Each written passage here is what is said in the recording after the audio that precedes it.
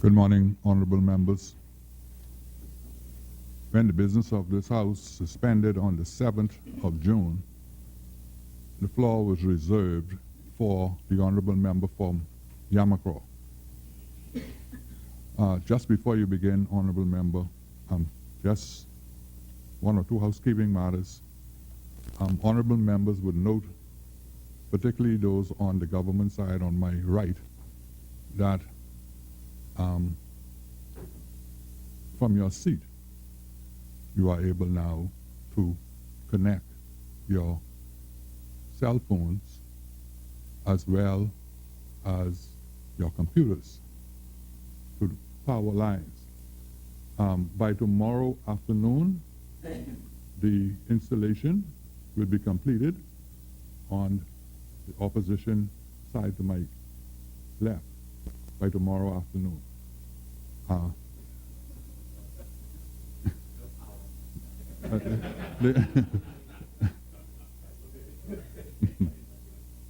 The opposition and backbench side, I should say. Just another note to members, some of you members are still in possession of your identification and verification information. We'd like for those to be completed as soon as possible so that we can send them into the particular authorities. The chair recognizes the honorable member for Yamacraw.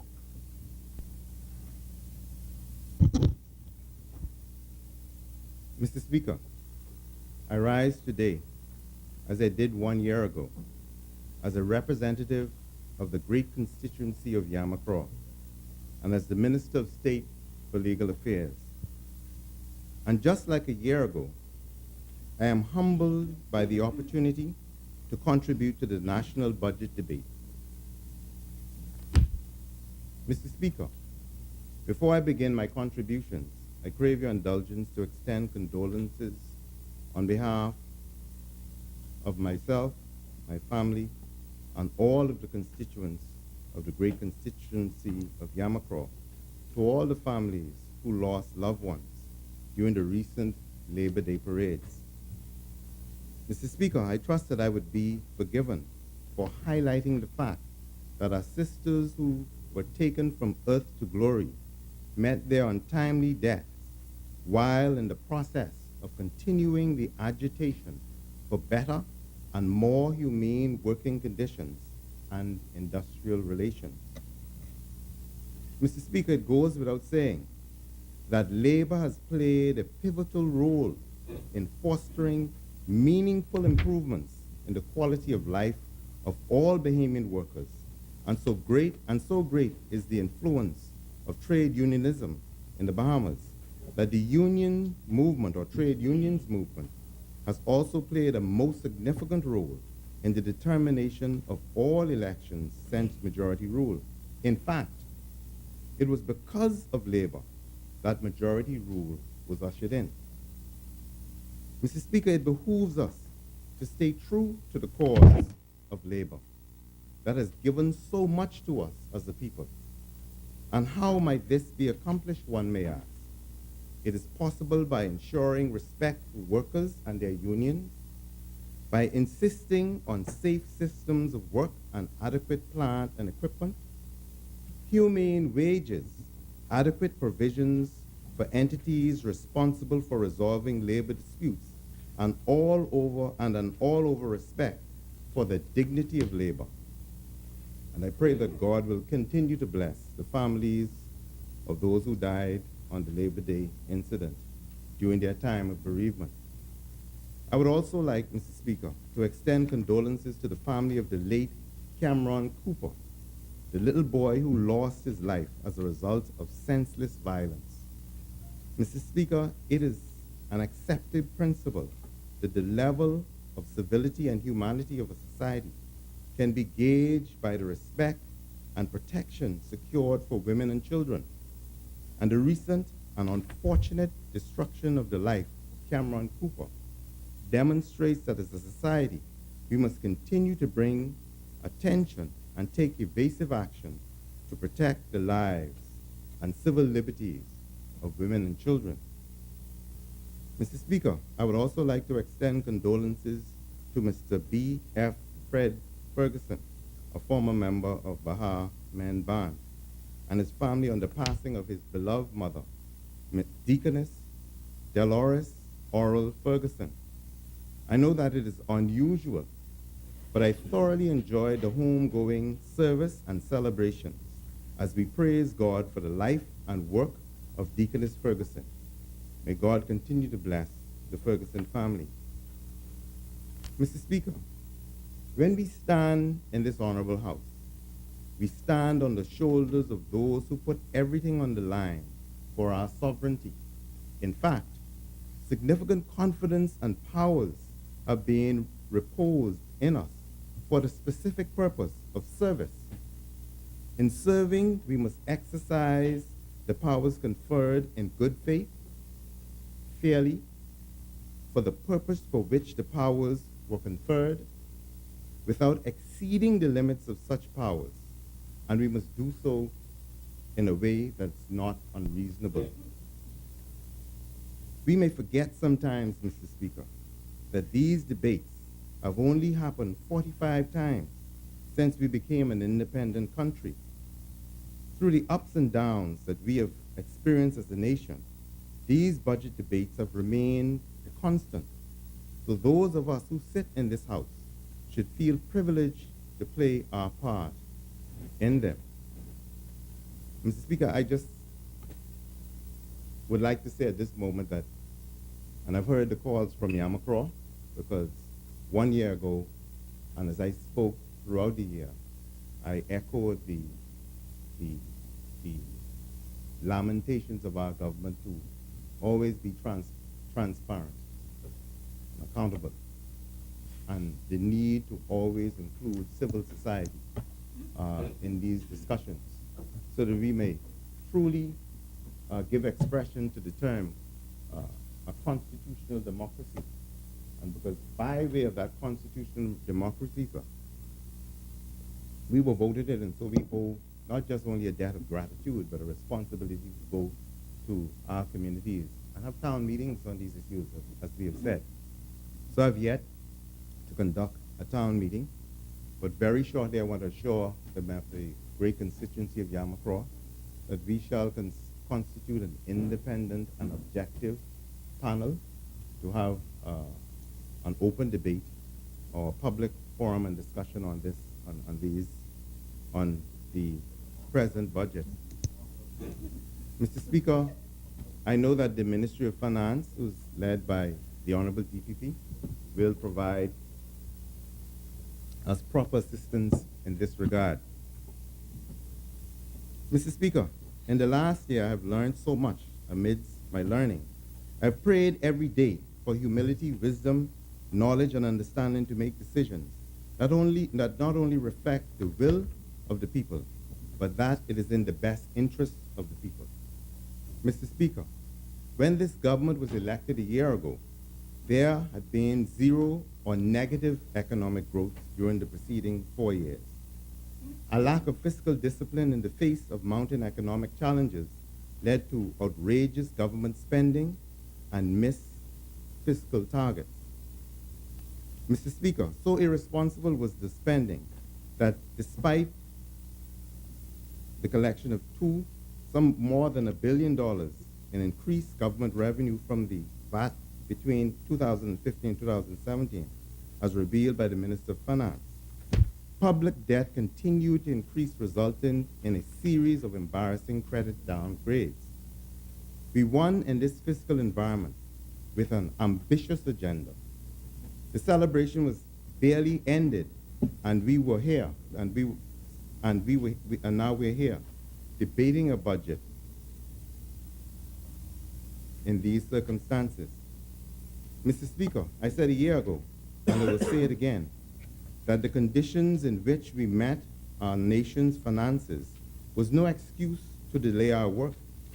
It was an opportunity to be innovative, to be nimble, resourceful, and focus on achieving the strategic priorities of the Office of the Attorney General. and Ministry of Legal Affairs.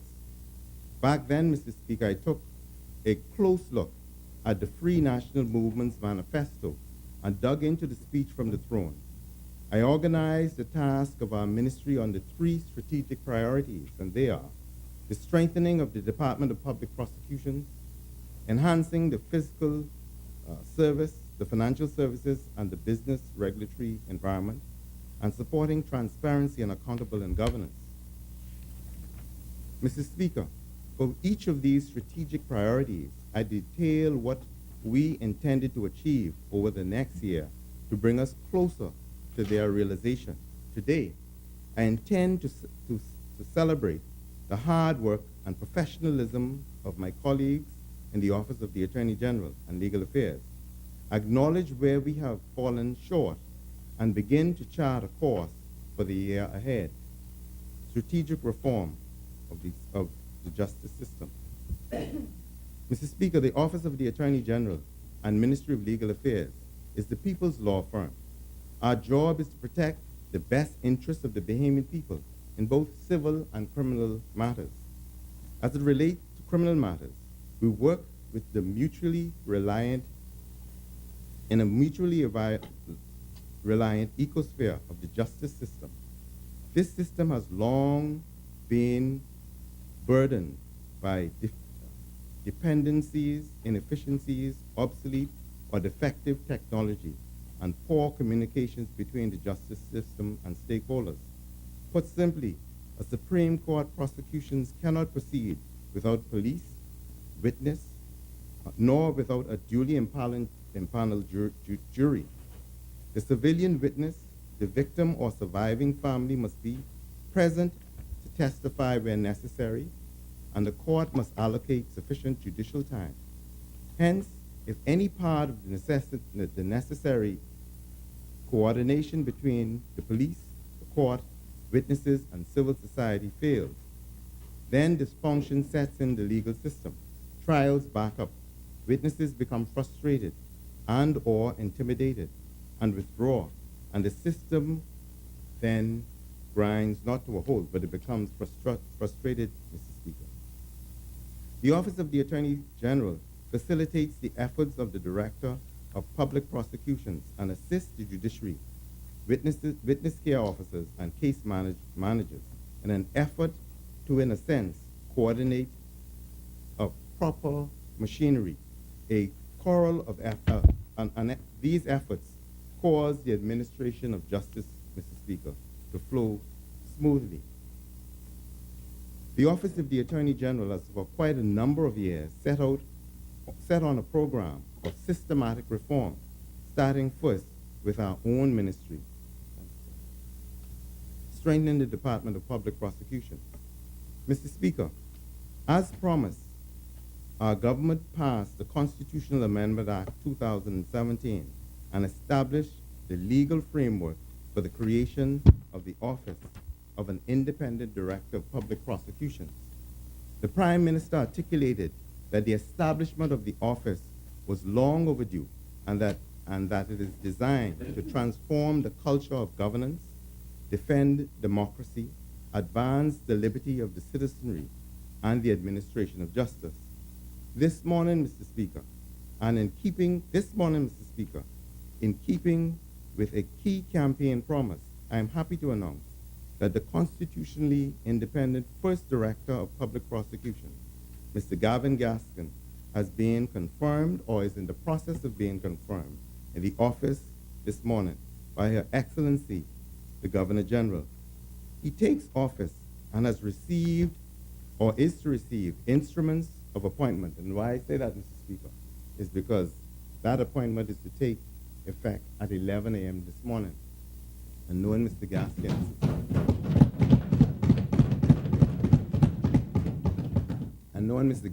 and the level of professionalism that he exhibits, he was there from 10:30. The deeming provisions of the Constitutional Amendment Act, which states that the person who immediately before the coming into force of the constitutional amendment shall hold the constitutional office for 5 years. For the first time in the history of the Bahamas, we have a constitutionally protected Director of Public Prosecutions. And Mr. Speaker, I know that we would recall all of the fear that surrounded the whole process of enacting this legislation. Not that, even before that, Mr. Speaker, the fear that surrounded whether or not the Attorney General should be directly involved in certain activities in the Office of the Attorney General, especially as to the granting of nolle prosequas. And I'm happy to announce that these matters are now being transferred to the Independent Director of Public Prosecutions. Mr. Speaker, I want to congratulate Mr. Gavin Gaskins, who has been appointed to the position. The independence of the Office of the Director of Public Prosecutions will ensure that when we need the objectivity and integrity of the office the most, it is not diminished by the appearance of political interference. The Office of the Independent Director of Public Prosecution will play a vital role in the criminal justice system. The office will be responsible for the prosecution of all criminal matters. Furthermore, it is anticipated that the office's workload will increase, as it is proposed that the office should have increased presence in the magistrate's court. Mr. Speaker, this is where the majority of criminal matters are tried in the Bahamas. In order to address the drastically increased numbers of discontinuance in sexual offenses matters, it has also been proposed that an additional court should be created, and that court would be specifically responsible for sexual offenses matters, Mr. Speaker. In addition, specialized units will be developed within the office with a view to concentrating on prosecutions of anti-corruption matters, anti-human trafficking matters, anti-unlawful gangs, and also anti-money laundering matters. The office aims to have 2 prosecutors assigned to each trial, both as a method of mentorship for junior prosecutors and as a means of sharing the workload. We believe that the office requires at least 80 prosecutors in order to function efficiently and effectively. Mr. Speaker, this will mean that there will be the hiring of additional prosecutors. We expect that these positions can be filled by Bahamians, and only in extreme circumstances where we cannot find persons here, Mr. Speaker, we shall advertise throughout the region and around the world. Training of prosecutors is also very critical. The DPP will be responsible for the ongoing training of prosecutors in order to combat the increasing case of corruption, human trafficking, unlawful gangs, money laundering, and family matters. The new independence of this office requires that it is provided with its own institutional identity, separateness, and cohesiveness. This separation is not just conceptual, but there must also be a physical separation. Indeed, to even accommodate the number of prosecutors required, there is a need for an appropriate office space. We are working closely with our ministerial colleagues to identify suitable accommodations in a location which would ensure efficiency and the necessary day-to-day interaction between the Office of the DPP and the necessary support services provided by the Office of the Attorney General. Improving the efficiency of the courts. And Mr. Speaker, you would know as a member of the bar, this has been a long-standing issue. Oftentimes, and I've been at the bar for some 13, 14 years now, and almost in every speech by both present and past Chief Justices, and now the acting Chief Justice, they've made mention of the need for increased resources and the necessity for increasing the efficiency of the court. And most recently, Mr. Speaker, the introduction of information technology. And I must congratulate you, Mr. Speaker, for following the lead of the Prime Minister, even as in your independence of sorts as Speaker of this House, in encouraging the use of information technology in this place. As a matter of fact, Mr. Speaker, I require that all documents, if only in extreme circumstances, be sent to me in hard copy. If one were to travel to any contemporary conference around the world, you get your documents in soft copy because they see the need to not only increase the efficiency in terms of time, but the world has identified that this is an extreme cost that we can ill afford to carry anymore. And not only that, a cost in terms of our rainforest. We have to find a way to efficiently communicate information, and one of the best way that is being discovered now is through the member for Exuma, who is an avid businessman, looks at the pile that's on his desk. You don't use that anymore.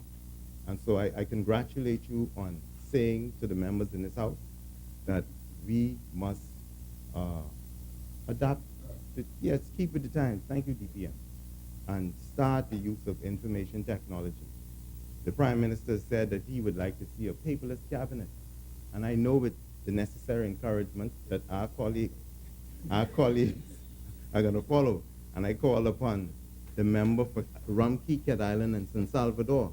And Mr. Speaker, we want to increase not only efficiency in government, but efficiency in the services that we provide, the efficiency and the ease of doing business. The way to do it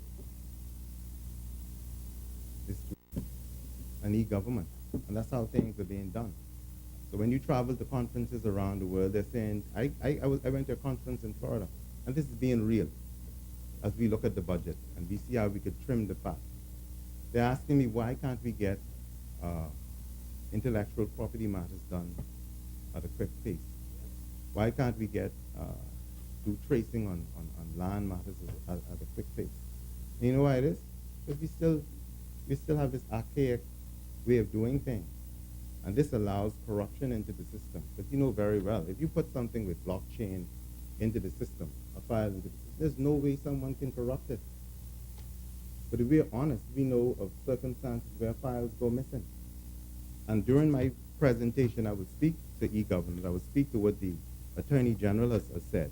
I mean, what the DPP has said about the government doing that and how it could better assist us, especially in the Family Islands. I will also speak, Mr. Speaker, I'll make my contribution on numbers. And even though I don't support it, I don't gamble, I believe personally there's a 99.9% fact that you will lose.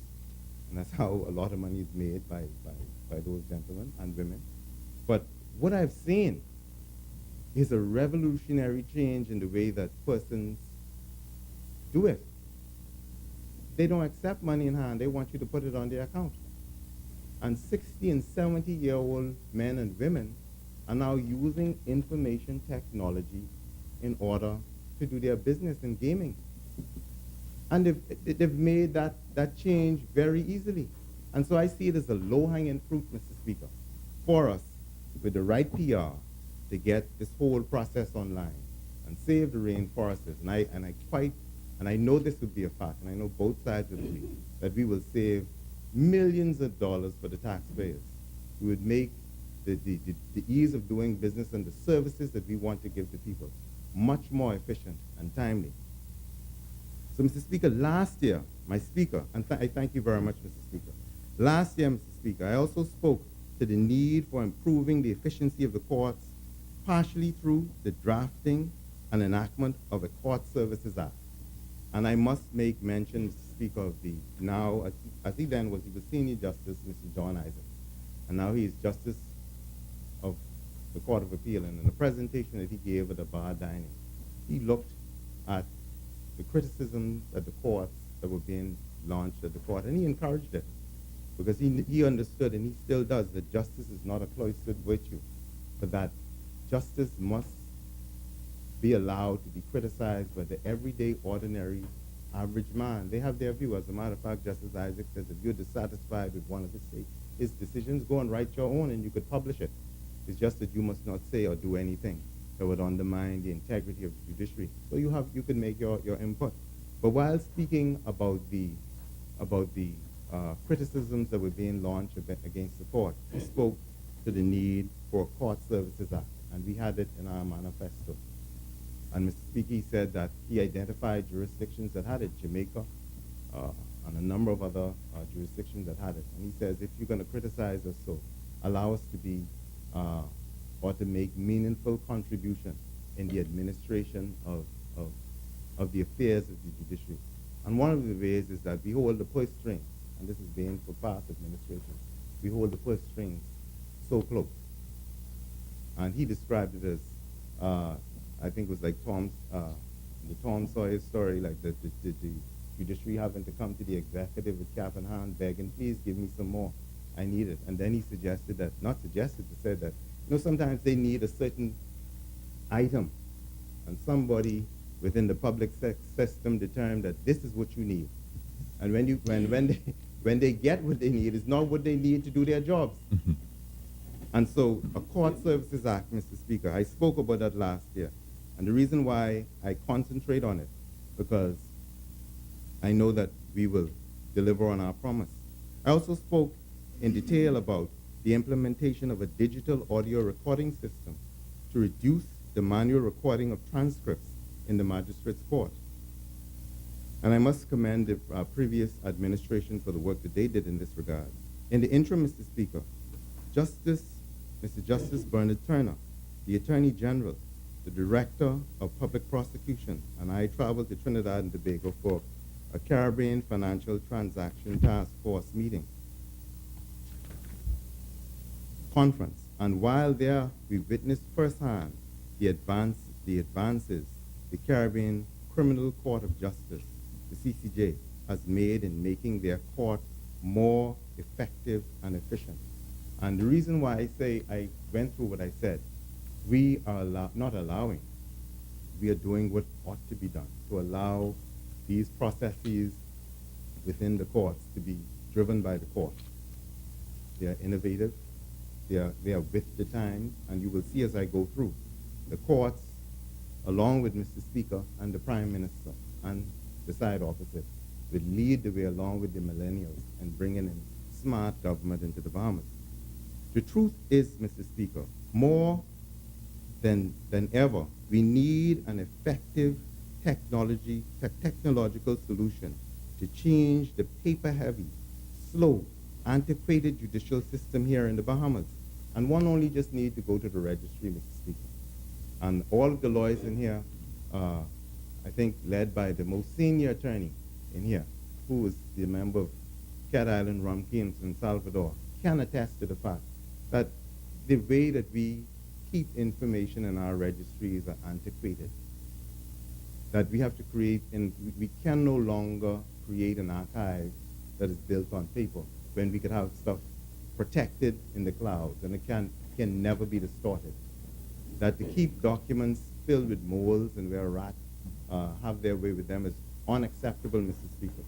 And so we went to the CCJ under the leadership of Mr. Justice Bernard Turner, who represents the judiciary, and to see and identify the product that they are presently using, the use of information technology to drive the court and the business of the court in a contemporary way.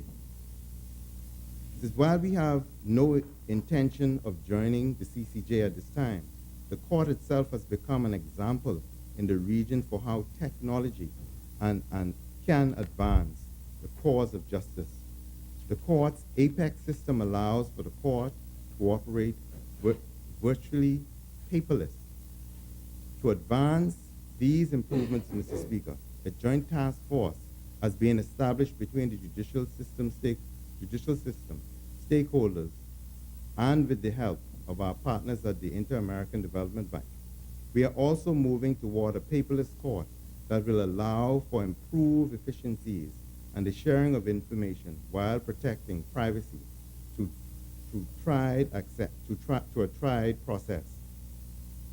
How much more efficient would a paperless court be?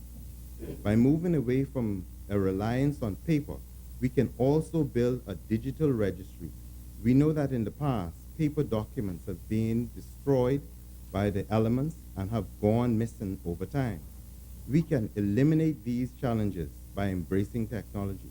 Similarly, in the not too distant future, we will bring legislation to the House which will also allow for the use and sharing of audio and visual transcripts, and once again eliminating the reliance on paper and all the inefficiencies they bring. And Mr. Speaker, while they are witnessing this process, you know, we've had, and it's not new, because we've had the ideas being driven. I quite recall the former Chief Justice, Justice Barnett, and even Mr. Justice Hall was calling for the introduction of ICTs in the way that we do business. So in looking at the CCJ, you make your applications online. So it's not necessary for you to get in your car and drive to the court. You just go and you draft your documents. They also have examples of documents. And when they say they will make use of the of audio or visual recordings of statements, when you ask for transcript, the transcript, they've made amendments to their legislation that in quick time, the actual discussion as I'm doing it now is actually the transcript of the court. If you want it transcribed, you pay a minimal fee and you get it transcribed. And so there's no need to say, oh, my car broke down and I couldn't get the documents to the court. You can just press a button and send it.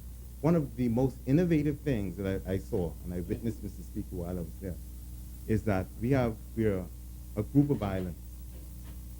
And the justices were able to describe how, while sitting in Antigua, I think it was Antigua, they were able to hear a chamber matter in another island.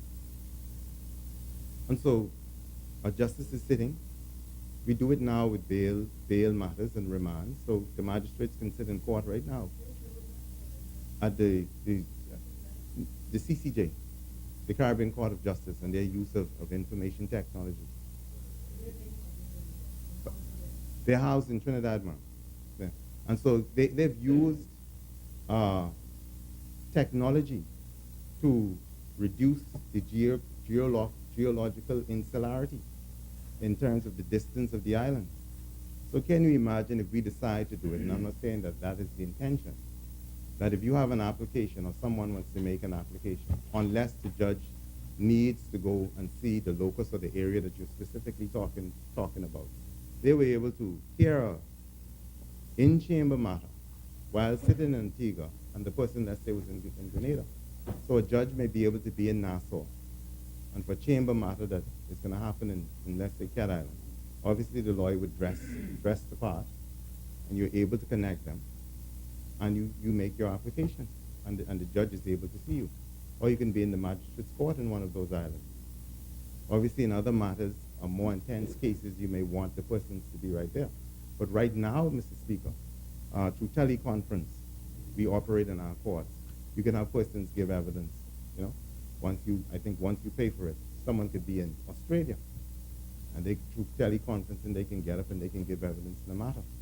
But it's for us to go to extend it and to bring the whole process. And one of the things that the justice of the justices celebrated is their savings in cost. I could tell you how much we saved. We saved thousands of dollars because we no longer rely on all these papers. They say when you come, this is Exuma and Ragged Island, say you don't have to come with all these papers. I already have your bundles. So it saves the lawyer cost, but it creates for more efficiency. And so as these new technologies come on stream, Mr. Speaker, we will ensure that we train in all judicial systems, stakeholders, so that they can adjust to drive and fully utilize these new systems for the benefit of our citizenry. And earlier, Mr. Speaker, I thank you and I thank the judiciary for leading this way, because we as a government do intend to invest in this. But to see all of the different stakeholders, it should not, if someone in Yamacraw wants to make a business license application, I know that everybody would agree, as you can do it now, you're supposed to be able to go online, make the application. You shouldn't have to go to the registry and then they ask you, did you get this from down to this next ministry department? No, I didn't get it. Well, go and ask for Farquharson. Farquharson is overworked because he got everything to do. All of that should be in a general registry that you make your application. There's certain general information in the registry, and it makes things easy. In short, we are looking to acquire the CCJ's information management software from the provider. It is called the CURIA, which is the judicial case management software aspect of a broader judicial system called APEX. The full suite of APEX products will allow for a unified judicial calendar, unified case management system, and also for the introduction of e-filing of all the Supreme Court civil proceedings and criminal charges. And one of the things that it would be able to highlight, Mr. Speaker, is double booking. Because you'd have to work with the bar to ensure that, you know, person saying, well, I'm in the Supreme Court, I'm in the court, I'm in the Court of Appeal, and matters can't go on. But I know that the court is going to drive the system, because I quite recall, I just call his name so much, Mr. Arthur Dion Hanna Jr., we appeared before the former president of the Court of Appeal, and someone was indicating that they had another matter, and the former president, the person of Dame Joan Sawyer, had to tell the lawyer that you don't drive the court's calendar. The court sets its calendar.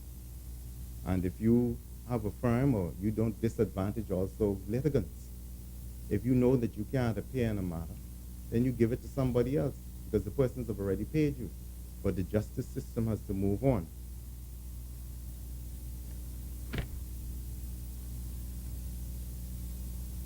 Mr. Speaker, last year, I spoke specifically about the ease of doing business ranking. We had fallen to 121st position, and in doing the ease of business, Mr. Speaker, I think I've covered it in the process, and I will speak to it briefly, of speaking to the court and the use of information technology. And I said, it's very embarrassing, Mr. Speaker, when you travel and you see that persons from BVI, Antigua, Anguilla especially, saying we want to do business in the Bahamas. But the difficulty in getting to your registry or getting things done makes us tempted to go to other jurisdictions. It is absolutely necessary, Mr. Speaker, if we're gonna reduce spending in this country, one of the best ways is to move toward the use of information technology by the way of the ease of doing business. I want to congratulate the member for East Grand Bahama, the Minister of Finance, for introducing the Digital Government Initiative. During the last budget debate, I called for evidence-based policymaking and the development of an action plan for improving the management of civil registries and associated services. Mr. Speaker, the proposed Digital Government Initiative announced during the member for East Grand Bahamas budget communication does just that. I call on all colleagues, including the opposition, to support this initiative. This project looks to enhance the country's competitiveness by reducing the cost of conducting business with the government. The initiative will focus on streamlining government procedures and making them available online, and by increasing the use of information communications technology, or ICTs, in the public sector, increasing transparency of government activities, strengthening auditing and control mechanisms. By doing this, we can improve the ease of doing business across all of the sectors and in all of the indicators of the budget. Mr. Speaker, I went to a conference recently, and I will give a communications to Parliament, and we look at using information technology for the purpose of reducing the temptation of corruption. And many of these ministries, and I know that the Minister Brent Simon will speak to it, you will find that files go missing. There is double receipts being given, or no receipts at all. And the use of information technology can reduce this. There will not be the need to go to different ministries. You can identify who the persons are, and I think there's a need. I've heard the former Assistant Commissioner Paul Thompson said over and over again that he he's concerned that at this stage of our development, we don't have a national identity regime that identifies who enters or leaves our country. And it's not to be invasive or to get involved in anybody's business, but for the protection of this country, we should know. We should know. And it should be mandated that when you come and go, we know who you are. If we're signing all of these international treaties, the Convention Against Torture, looking at anti-money laundering, trafficking in human persons, which is a real thing. I think second to only arms trafficking. You got trafficking in humans, the new slavery, 21st century slavery. We should know who's coming and going. We can assist our police. And it can assist us in many ways. And so it is necessary, Mr. Speaker, and I cannot belabor the point, over-belabor the point. The millennials see us as archaic, see us as not being with the time. Business persons don't take you very seriously. If you walk into a room with two suitcases of papers and asking, where's my document? I saw it happen the other day. And the gentleman who was chairing the meeting says, it was uploaded this morning. You're not taken seriously. That's the way how you do business. But it eradicates and assists with the removal of the difficulties that people experience in the system. You would be able to assist KB, the song singer, who always sings tip, tip, tip. It reduces that. Poor people can't afford to tip for a service that you're being paid for. And we're gonna have to decide, Mr. Speaker, as we go through this budget, whether or not, as a people and where we are, if we really want true change. You know, coming into government, I've seen numerous reports on how different administrations propose to audit the public system, public service. And I don't mean to cross over, but allow me this indulgence, sir, to audit the public service for its efficiency and lack thereof. But you want to see something? And I use my family. If my cousin, who was the secretary, was being there for 5 years but can't type, cannot type, as you audit the system, leave my cousin alone. And my cousin too. Yeah, my cousin too. Leave him alone. Don't mind that you've gotten all the nice computers and the only thing that what some persons can do, and they're hard-working persons. And the reason why I say Farquharson, because you meet some Farquharsons in the system, they're trying to do everything to help you and burning out, and you could see it. Mm-hmm. But if somebody is given, you just bought some brand new computers, and there's training in the system, the only thing you could get on it is Facebook, and then you start praying to God because you can't go on it and spin. These are the realities. And you know why I came to say this budget presentation? And I want to speak to the Bahamian people. We have to decide whether or not. There's plenty of ways we could cut the fat, you know. Plenty of ways. But politically, both sides don't want to get rid of my sister or my cousin who can't type. Because they feel as if they're going to hurt my feelings. We had a discussion in Yamakra the other day about how persons must take advantage of the opportunities that are coming, that we have to train. I'm the Minister of State in the Office of the Attorney General. I have a master's degree, and I'm going back to school. Because that's life. That's life. When we look at crime and what's happening, I see persons of color. It was never intended that our boys would fill the bus going to Foxit. Never intended. When you look at Mr. Arthur Dion Hanna Sr., Mr. Carlton Francis, Sir Lyndon, There was a hope and a dream and an aspiration that they had when they were breaking down these barriers. That they wouldn't end up in the courts, but that they would be graduating. So Milo, as they say, he wasn't locked in the bathroom for anything, just anything. And if we're going to improve our budgetary, the level of debate, or how we're going to invest, 40 years on, we shouldn't be looking to build prisons. If we're going to improve it, we should not, if we're going to improve it, we should not be going to so many funerals for young men.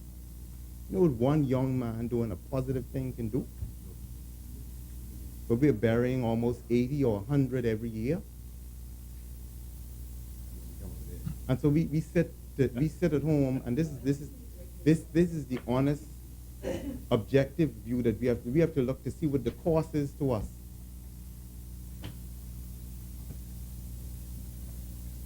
And at this stage of our development, we have to decide whether or not we're prepared just to win elections or save our country.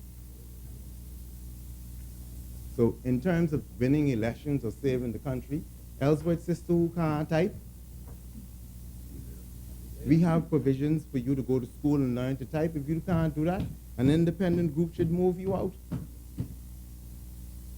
We know, we are fully aware that government should not be responsible for all of the major employment in this country. Fully aware of that. You can't pack the place.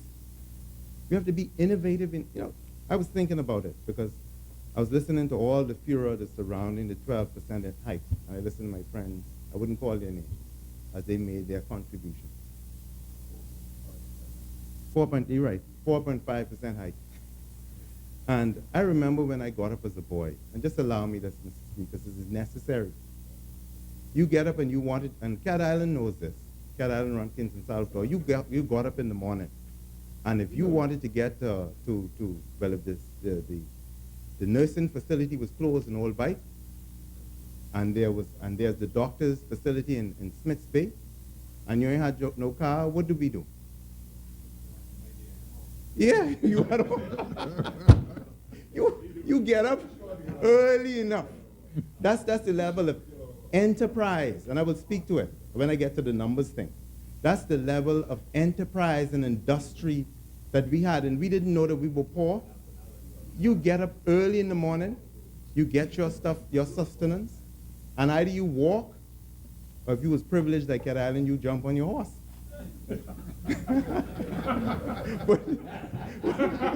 but you got there in time. We got there in time.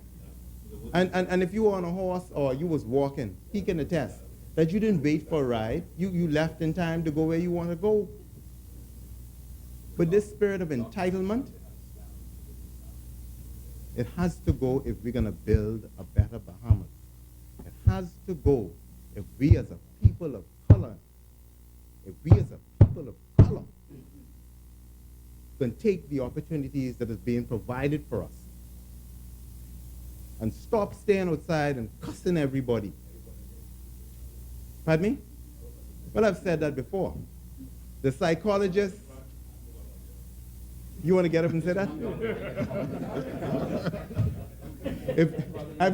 I've said that before. No, I've said that before. I've said that before, that the psychologists and the anthropologists, the sociologists, Mr. Speaker, and the anthropologists,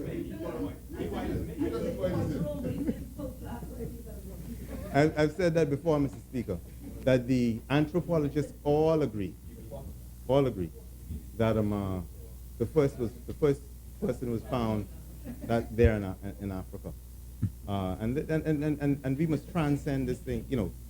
I don't want to get in that because if you have that type of discussion, I've called for an open and frank discussion on race in the Bahamas, and this is the time for it. And I think if we cannot lead it, the millennials are going to shock us by their level of honesty and the way that they will research and identify things that we've hidden in our closets and have forgotten ourselves. but the use of information technology, Mr. Speaker, we must be open and honest. We can balance this budget. But let me tell you something. I've had to say this to people on many occasions, that I am not an employment agency. We can't see government as, I need a job. You don't care, and this is how we do a disservice to ourselves as a country, and that's why I start off with talking about country. You don't care that you can't even turn on a computer. I want to dress up and go in there. And then we can't be that weak that we do it. We can't be that dependent on popularity and being in this place, that we force them to cause us to make those decisions. So we have to decide whether or not we're going to deal with the public service. We have to decide whether or not we're going to introduce the necessary technology to introduce savings and bring transparency and accountability to the system. And I know that we're going to do the right thing, Mr. Speaker. Mr. Speaker, just as we are looking to technology to improve the way our courts operate, we want to leverage technology to deliver public service in a less expensive, more efficient, and more effective way. Land reform, Mr. Speaker. I take this opportunity to congratulate the Honorable Dr. Hubert Minnis, Prime Minister of the Commonwealth of the Bahamas, for laying the white paper, which for the eventual resolution for what is an age-old injustice in the Bahamas. As I said on many occasions, if we can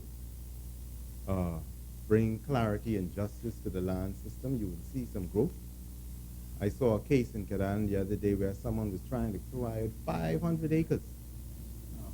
And the way that they did that is just by coming to say, my parents was there. Was there.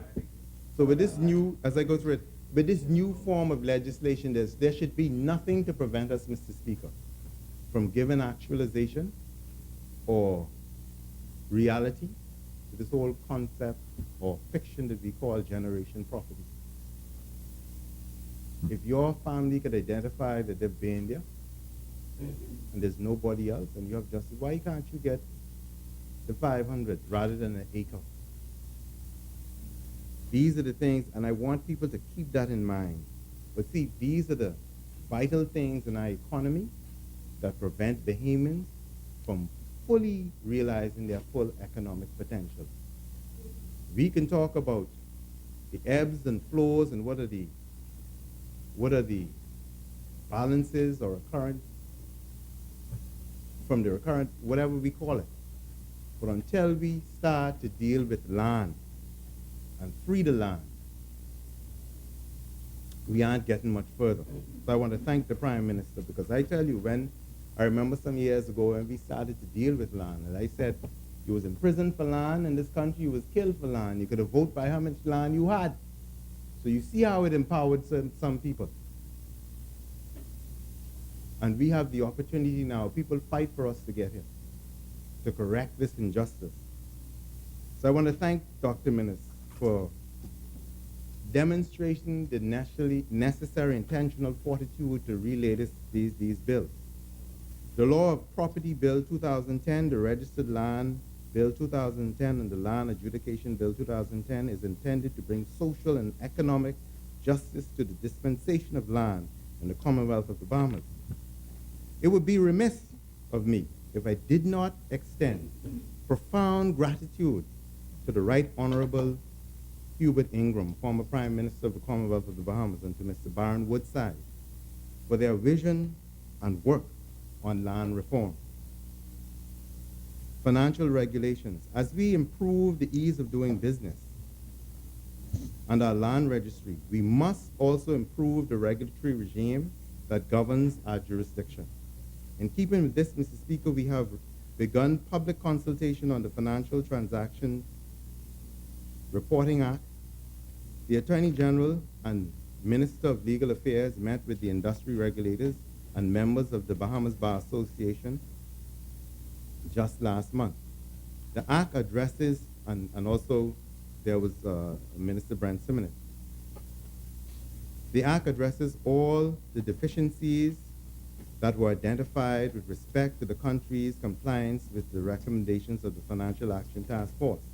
The Act will essentially lay the foundation for compliance and due diligence setting the standards for conduct for all participants in the financial services industry.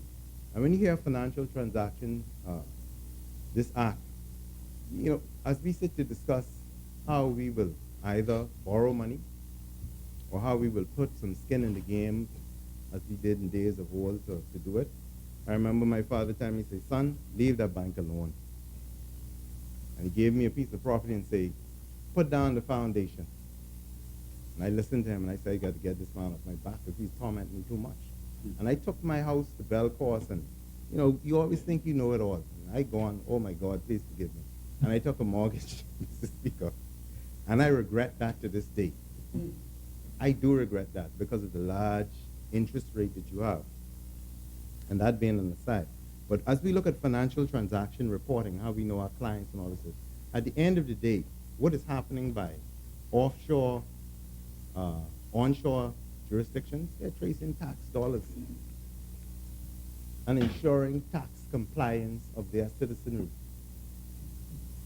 And they're trying their best to come to jurisdictions who have years in and years out taking that money offshore. And they want it back there so they could provide hospitals, pay for their universities, and do a number of other things.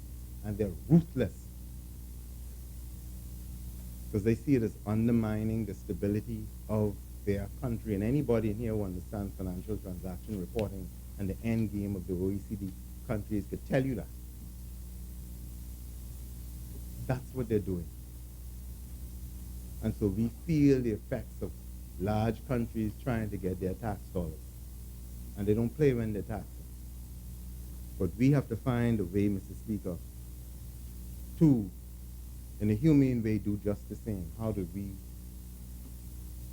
acquire funds for infrastructural repair, to educate our people, to give them medical care and whatever else we do, and to protect them?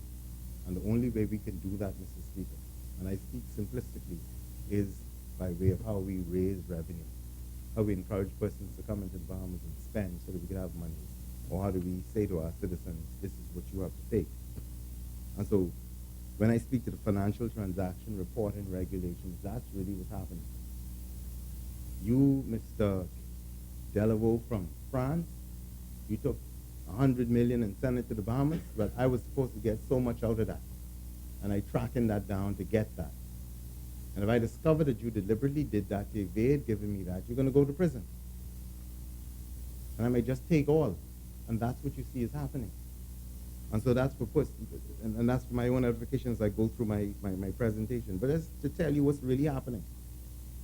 So when you hear people say, oh, there's outside influence, they come looking for their money. Finally, Mr. Speaker, we will have a fully compliant and acceptable FTRA that is in line with the Financial Action Task Force recommendations. Regulation of online gaming. I know this is being a hot topic. Hot topic. One reverend, before I go into this hot topic, one reverend said, told his parishioners, he says, you know, all of you are grown persons in this church, and I wouldn't advise you to gamble.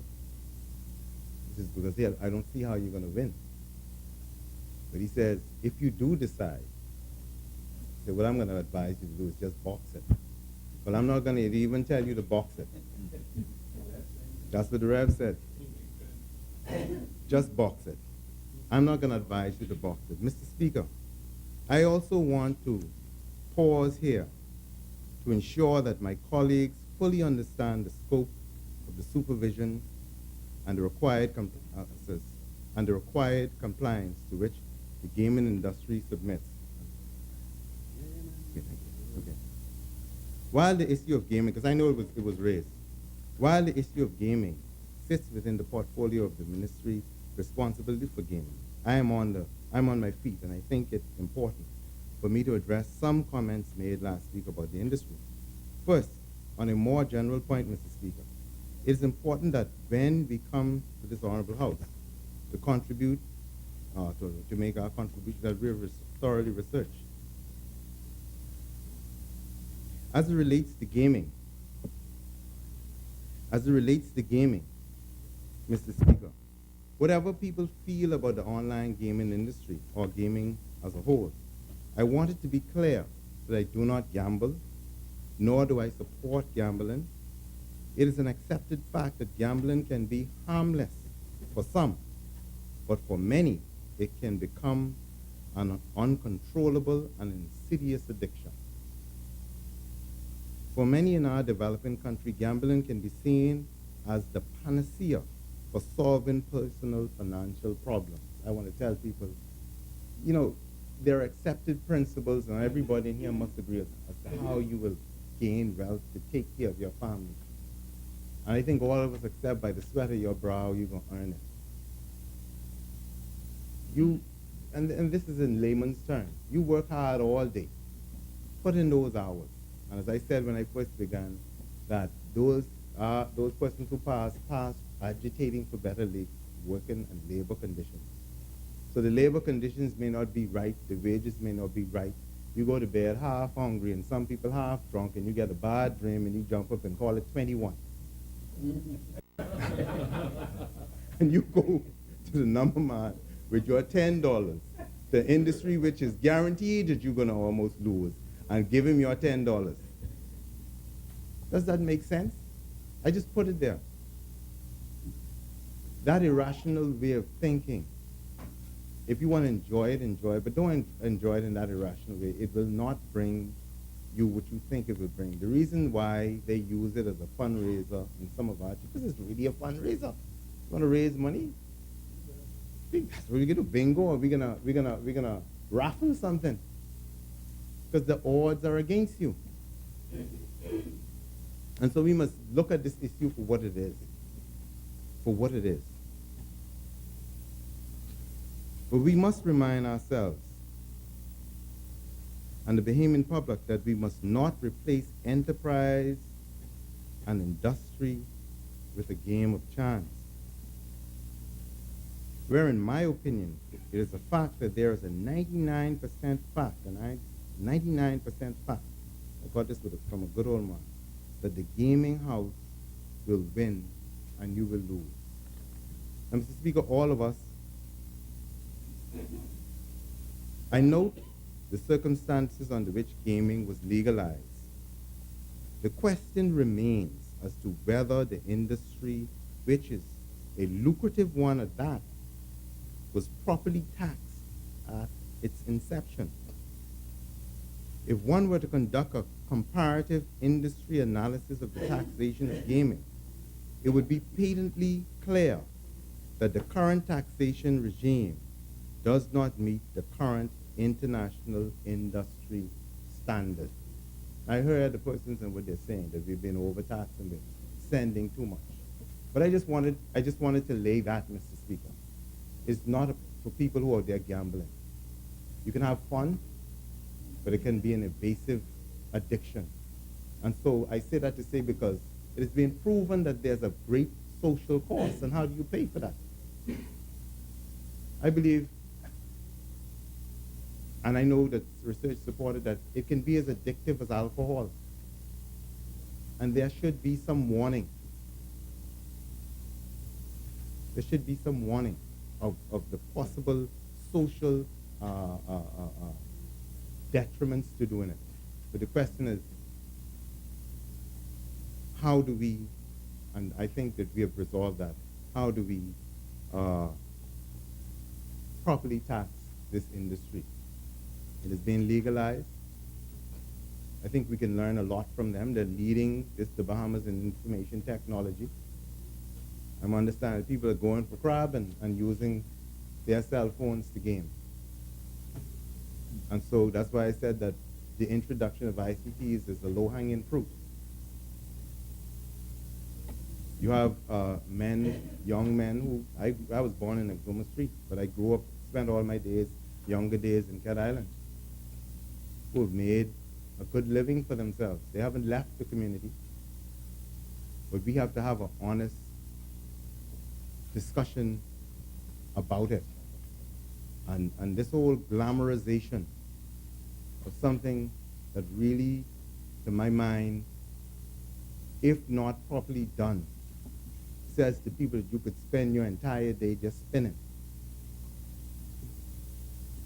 That you could give up on education and you can hit it.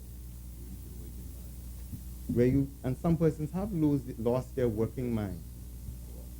That we must be able to tell them that. There's the people, if we're going to participate fully in building this country, don't follow that. You have to save. There's certain things that you have to do. And there's a reason why, if we agree from that for the past, after the Great Recession, that we've had, not the Recession in 2008, that we've been struggling to build our economy. And there's a lack of funds. And I know the Minister of Social Services would say that persons are coming and they're making requests. People are saying they don't have bills to pay, medical bills and all these different things. How is it these places growing so big? And I agree with the member from Long Island.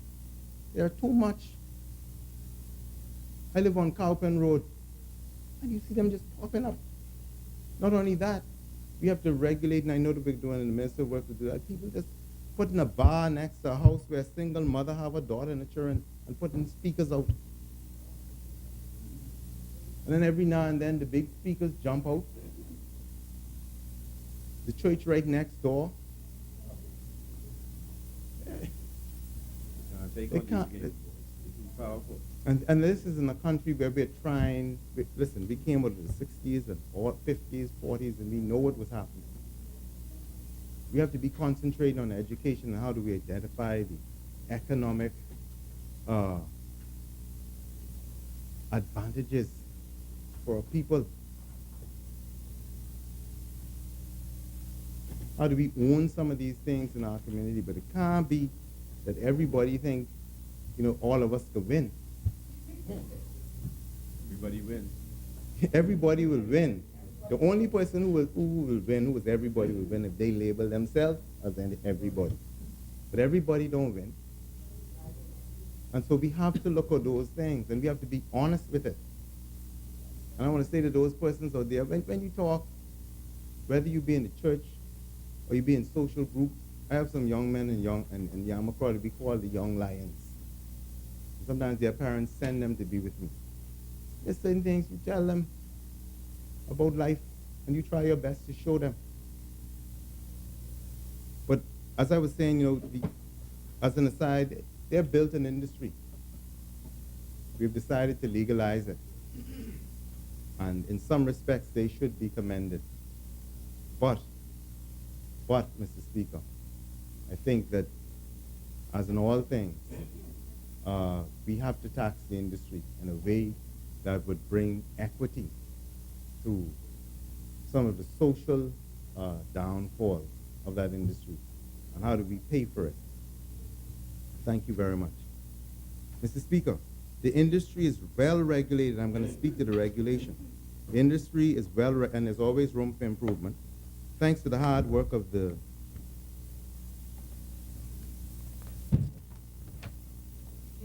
lawyers and regulators at the Gaming Board.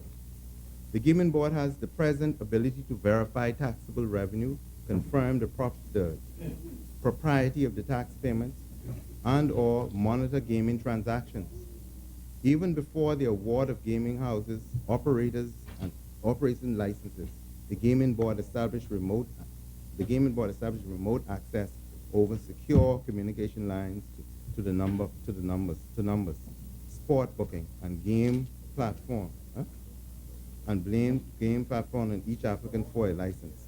To date, the Gaming Board has established a realistic level of oversight over all gaming houses. Mr. Speaker, the Gaming Board is also making good progress toward reviewing and approving fully compliant international controls, security, and surveillance protocols, and in verifying the compliance with employee license requirements by and through its regulatory compliance department. The Gaming Board has been and remains fully engaged in compliance monitoring designed to ensure the sufficiency of core regulatory statutory requirements, including the AML plan risk assessment. This House has also passed the Proceeds of Crime Act. One of the things I would like to say about that, Mr. Speaker, is we go ahead, and I spoke as to whether or not, in terms as we govern this country, we have to, just as I said, we have to be, I've seen a number of reports on how you can properly evaluate the public sector. We've passed the Proceeds of Crime Act, and one of those provisions looks at unexplained wealth orders. And so when I hear persons saying that the government is being lackadaisical or it has no plans, one of the things we have done is we're creating the infrastructure or the legislative infrastructure to enforce compliance in the system to get the most out of the system. So no longer, I think you have other jurisdictions, but UK just passed in 2017 the unexplained wealth orders, because no, we are required now to make disclosures. And so if you cannot, if Ellsworth Johnson at the end of 5 years ends up, and everybody see my disclosures, everybody sees my disclosures, and just say, for instance, I end up with a bank account with $5 million or more, and I cannot reasonably explain that, the unexplained wealth order requires that money to go to the government, and still you have to be dealt with. Mr. Speaker, I'd also like to speak to the Integrity Commission bill that was laid. And that was a promise that was made by the previous administration. It was said that shortly after the previous administration took office, codes of conduct would be put in place for members of parliament in terms of how they are to conduct themselves, not just in public, but in sometimes in their private affairs, because what you do affects the way that you serve this country. And I'm elated to say, Mr. Speaker, that we have laid the Integrity Commission bill, which is a comprehensive piece of legislation that looks at disclosures, that introduces for the first time in the Commonwealth of the Bahamas codes of conduct for parliamentarians and senior members of government. I do quite recall, I was speaking to a lawyer, and I will not call names, that a certain public official passed away. And the lawyer indicated that there was no way if they had saved every nickel that they earned, and even that Santa Claus brought them, they could not have accumulated the land holdings and the monies that that person accumulated as a public servant, given the declaration.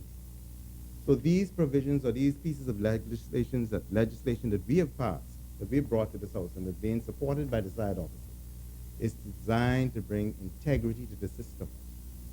And I invite persons to have a look at them and to see what is necessary. I will speak to the Freedom of Information Act and what is being done in that.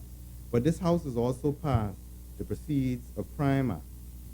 As the member for Mount Moriah, the Minister for National Security explained during the debate on this act, we are seeking to expose any person, any organization, or any company involved in criminal activity, or who may be attempting to conspire or to support the cover-up or concealing of ill-gotten gains from criminal activities. So we're seeking to discourage that, Mr. Speaker.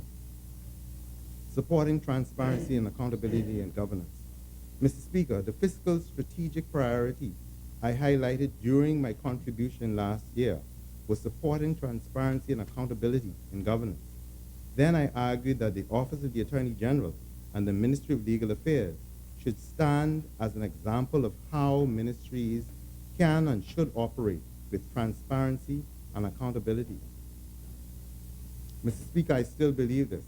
Annual report. I note that during the last year administration, the ministry went 3 years without publishing an annual report detailing its work. I am happy to say, Mr. Speaker, that after 1 year in office, the Bahamian people can expect our annual report, which is in the work of being produced very shortly. Strategic Communications Plan. Mr. Speaker, I also spoke about not speaking to the Bahamian people only once a year, and that the ministry would engage in more wide consultation with the Bahamian people. We have done this on the issues of marital rape or sexual assault, the Interception of Communications Act, the Financial Transaction Reporting Act, and several other pieces of legislation. What I would like to say to civil society, or to the side opposite, that any piece of legislation that is brought in keeping with the Honorable Prime Minister, we are prepared, and we also did it, Mr. Speaker, with the compendium of land bills that was provided. We had town meetings where we invited persons to come, and we fully explained it, and we just didn't provide someone from the Office of the Attorney General. The Attorney General himself sat on the panel, and we selected objective and independent persons to come and have discussions on these issues. So what I would say to civil society, church groups, we've been to the churches to have conversations. If you're planning a town meeting, and we're inviting them, we have invited churches to be involved in civil groups. And when you see issues come up in Parliament, invite someone from government to do that. Right now you see the Deputy Prime Minister, a number of persons go into different communities to discuss the issue of this budget. The AG has done it, and a number of ministers, Minister Simonet, the Minister for National Security, and a number of others have gone into the community and had these discussions and invited direct, objective communication with persons. And as I said earlier, in terms of the debate, I'm going to be there when we discuss the budget, and so persons may have questions for me. That's how true governance is done. And we invite persons who may not share our view. I've had a number of persons who bow to the dogmas of absolutely nobody in this country. No less a person that Ms. Dame, former President of Godfrey, Dame Joan Sawyer, sit on a panel. And she was excellent. We've had a number of persons who really don't subscribe to any political view and come and make their presentation, because that is how governance is. That's how you will know how to get it better. And then you'd have the everyday man who wants to have certain things cleared up. For instance, I saw something over the weekend where someone said, oh, the budget, we don't need no VAT exemption on buying plane and car parts, plane and helicopter parts. And I had to go to the budget and reread it. Where did we give an exemption to buy plane and helicopter parts? That is not there. It's on, and we know why it's there. We have one of the most vibrant ship registration in the world. We have an office in Europe where Bahamians work. And so if you go on cruises, as I've gone, and you go to the back of the ship, you see the Bahamian flag there. There's a reason why it's there. But I don't know why people would say you're giving VAT exemption for helicopter and plane parts. That's not true. And then I don't know why people would say, which Bahamian could buy a helicopter or a plane? You know it's not so. And there's so many things that I see reputable people pushing. Reputable people. I saw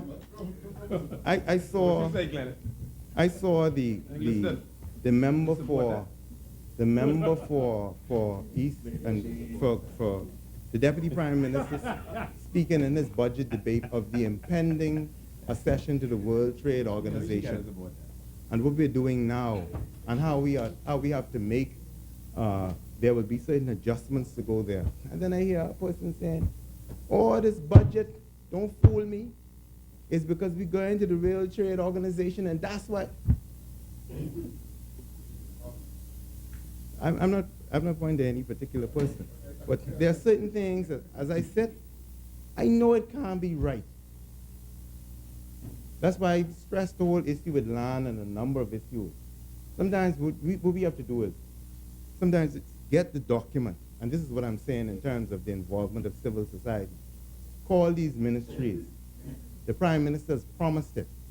And you can have somebody who could come And when they come, they don't just come to speak in a vacuum. You can decide who the panel would be. And if you say something that we think are in the best, because we're not going to abdicate our responsibility as the government. And that's why I said earlier that when I spoke about the confidence and the power that is reposing us and how we have to do it fairly, objectively, and reasonably. And that's the way that we're doing it. So if you make a suggestion that we think is reasonable, we adhere to it. And that's why you have these lively debates and lively discussions. Never in the history of the Bahamas have you seen ministers going on shows. Dr. Sands was there on Sunday, correct, Dr. Sands? Speaking to it. After I heard Dr. Sands gave a presentation on health issues, I decided to stop eating rice, and I decided to stop eating flour. What a baby you is. You gotta stop eating rice. That's a staple. I decided to stop. Cheese and rice. You know, I just decided to stop because, and a word to the wise, I saw some of our members metamorphosizing. So I said, Mr. Johnson, if you don't want to metamorphosize and have to buy new suits, you would better curb. You know? And so some of the things, we have to be objective, man. And as we build this country, we must understand that there are young people who a lot of sacrifice has been made for to participate, and we must not deliberately spread hysteria. I mean, when I hear the fella say, and he say he's coming to Bay Street, say because he can't believe that the government gave a VAT exemption to buy plane parts. He say, you know, Bahamians buy plane parts. I had to read it again. And we must stop. No. That ain't in there. Man, they even say. Running on, they go on about washing. Oh my God. They use my colleague picture, the washing machine. I mean, these are serious things, but you can see how, you know. Oh, Jesus. Strategic communication plans. Young people watching. Strategic communication plan. I also spoke about not speaking to the Bahamian people only once a year. And one of the things we did, Mr. Speaker, and going out and engaging civil society, I personally engaged with the persons from the gay and lesbian transgender community, and they came to the office. I personally engaged with the persons from the gay and lesbian and transgender community, and I had to realize that even though I may have, and that when you're in governance, your personal views are your personal views, you know, but you're here to govern for all. And they had questions about their interaction with the police, complaints to the police, medical care, and a number of other things. And you know, we're able to say, well, listen, we advise the government, but we're also here for public education.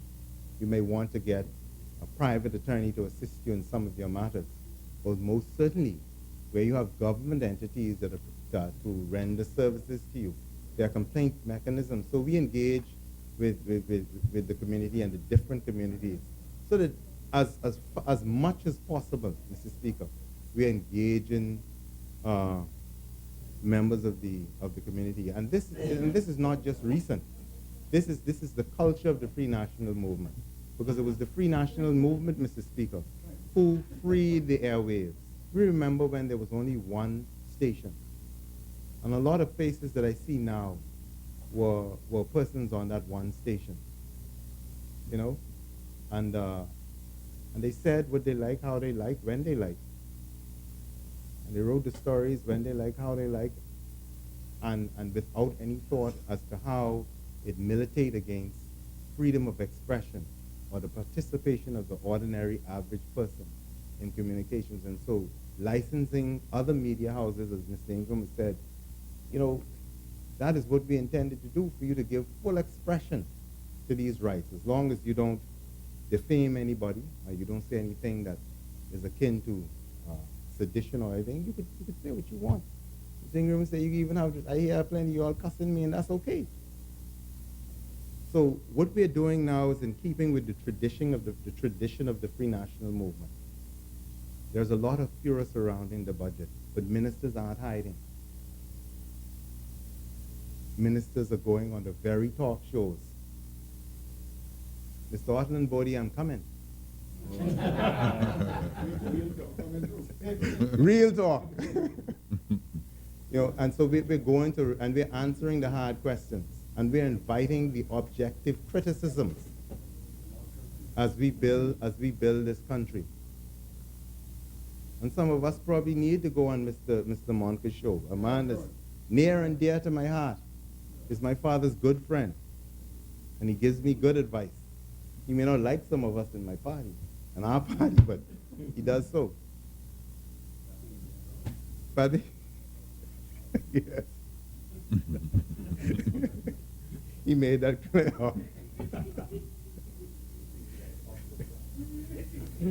Transparency and accountability legislation. On the question of government-wide transparency and accountability, Mr. Speaker, I must first commend the last government and members of the opposition for enacting the Freedom of Information Act on March 31st, 2017. The provisions relating to the appointment of the Information Commissioner and the staff was brought into effect on the 21st April 2017, and on March 1st, 2018, the whistleblowing provision came into effect. And another thing, we are available to come to your communities and discuss the Freedom of Information Act and its implementation. It's mandated by our Prime Minister. And it doesn't matter that you may be in the Family Islands, because since we're using information technology, we could hook up something, and you could have those discussions.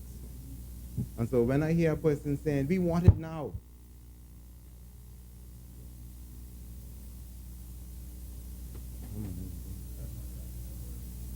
35 minutes? Okay. When I hear people saying we want it now, there's a time frame for the implementation of the Freedom of Information Act. Things don't just happen. And even the experts say it will take what? To put all the structures in place? It's about a year and a half. And it just requires persons listening, persons inviting, for the media to invite us and we could discuss it and provide the necessary information. So when I hear people say, I want to thank members from Organization for Better Government, ORG, and what they've been doing in terms of disseminating information. Mr. C.B. Moss and holding town meetings and stuff like that to try and educate persons on these different issues so that they would know what is actually happening. And one of the things, and I can tell you my Prime Minister insists, he's created the deliverables unit, but even before the creation of the deliverables unit, he says this has to be done. He drives things, driving reform to land reform, something that plenty people cussing, old people rolling over in their graves and trying to kick the coffin open. Freedom of information. Codes of conduct through the Integrity Act. Undisclosed wealth. Nobody ever thought that in the Bahamas now, a part of your declaration will be looking now to see how your wealth increased, especially if you ain't supposed to be a part of no business, and to explain it. These things are revolutionary, and I challenge anybody to tell, especially in these contexts, and bring it in the Bahamas, because plenty of people don't want it. So in April 2018, the Office of the Attorney General, in consultation with the Office of the Prime Minister and with support from the Prime Minister's office in Jamaica, facilitated a 3-day high-level public awareness workshop on the Freedom of Information Act implementation. Mr. Shane Miller, ADLA, and Senior Counsel Fern Boleg of the Office of the Attorney General participated in an overview of the Act and field questions. Mr. Damien Cox of the Office of the Prime Minister in Jamaica made presentations on the Jamaican Access to Information Act and Jamaican experience in implementing the legislation. The workshop was attended by cabinet ministers. I even saw the minister of the leader of the opposition was at one of the sessions. Parliamentarians, public secretaries, undersecretaries, deputy permanent secretaries, heads of departments, attorneys of the Office of the Attorney General, heads of corporations and authorities, senior Royal Bahamas Defense Force and Police Force officers, civil society, and the media. Local government administrators were also in attendance via long-distance video conferencing, allowing for the presentation to be seen in 5 Family Islands locations, thanks to the Royal Bahamas Police Force. Further, Mr. Miller also gave a separate special presentation to the permanent secretaries and to central bank officers. Mr. Speaker, once the information commissioner is appointed and the unit set up, and we are, I think, on behalf of the Attorney General, we have identified, let me say on behalf of the Prime Minister, we're in the process of identifying eligible persons who may qualify for that position. We envision that the Freedom of Information Education program will continue to be rolled out. It will include the training of information officers for each public authority. A full Freedom of Information implementation rollout is expected to take 18 to 24 months, according to international best practices. And so, you know, sometimes you hear people saying, where it is? They say we can bring it. You have the opportunity to invite someone from government to come. Committed to Bahamians and tax measures. And I'm not going to go in depth into what the Deputy Prime Minister has outlined in commitment to Bahamians and tax relief measures, the advances in environmental and energy efficient objectives, and giving tax incentives for energy-friendly opportunities, but I would invite young Bahamians, especially in Yamakra, to take advantage of the small business opportunities. We have a tourism sector where people are looking for Bahamian items to purchase. We have all these bands. People are looking to hear some music. You can put together a nice group, get with the Minister of Tourism, and provide some live entertainment. When we travel, sometimes we want to hear how the native people do it. There are certain things that are peculiar to us as Bahamians. The other day we were having something in the park, and we were trying to say, what will we sell? They say, sell roast corn. And they went like hotcakes. What will we sell? Everybody's into the health move now. Get some brasilita and introduce Bahamian teas. Everybody wants green tea. There's certain basic things you can do, and for those who are working, you know, it's interesting to walk around. You can't find people who bake. So there are business opportunities. Let your imagination and innovation fly. When our forefathers were thinking about how they would build a better Bahamas for us, they were thinking of the days when you would be able to, but I'm not going to go too far, but when you would be able to walk Bay Street and open a business. I'm not just thinking about Bay Street as the center of success and prestige. But when you would see, as I hear on the days of old, you could create it on Wolf Road, Cowpen Road, and create the environment because you own it too, so that people can come and invest in it. And yes, we must love our neighbors as we love ourselves, but when we go into our stores and we build our communities, and we support our children, and we demand more of them. And they don't have to be our child to look at them to demand more of them. And to tell them sometimes that they're handsome, they're beautiful, and this is what you ought to be doing, because you have a role to play in this Bahamas. And sometimes I try it on the young lions from Yamakra, a group of young men who come around. They're in school. And we talk about jobs. We talk about how to communicate. We have to tell them that. I remember when persons would say, this is how you dress, this is how you stand. One day we were having a discussion, I saw some discomfort, and I said, what's the matter? And there was still some, I said, let me tell you something. Life requires you and us as a people to conduct ourselves with style and class. If there's an issue with me as the minister or the representative for this community, I expect you to be able to come to me, even as children. And you just say, excuse me, Mr. Johnson, may I have a moment of your time? And you discuss, and you say to me, what you know, they'd come, we'd given them some provisional jobs, and they'd done their work, and they felt as if they weren't paid. I said, don't stand around, this is how we communicate. And I was interested in, after we had that discussion as a group of them, something else. I was having a discussion, and one of them came, a few stood off, and he said, excuse me, Mr. Johnson, may I have a moment of your time? And I was so happy to see a young man coming from a community sometimes where they're castigated, that we can have an influence on their lives and the things that we do. These things affect budgets, you know. Because when you got to buy so many patrol cars, when you have to do certain other things, or buy chairs for the school year in, year out, or paint the walls, these affect budgets.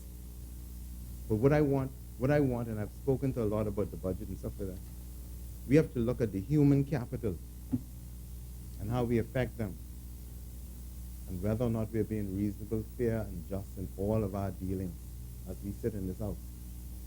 And we have an obligation to build, because there are persons like Edmund Moxley and others who did it and who made that sacrifice for us. Mr. Speaker, I would like now to turn, and so there are educational opportunities in the budget, Mr. Speaker. Opportunities for small business. I know that the persons responsible for looking at pricing will be in the stores, ensuring that the tax incentives passed on is given to members of the public. Take advantage of them.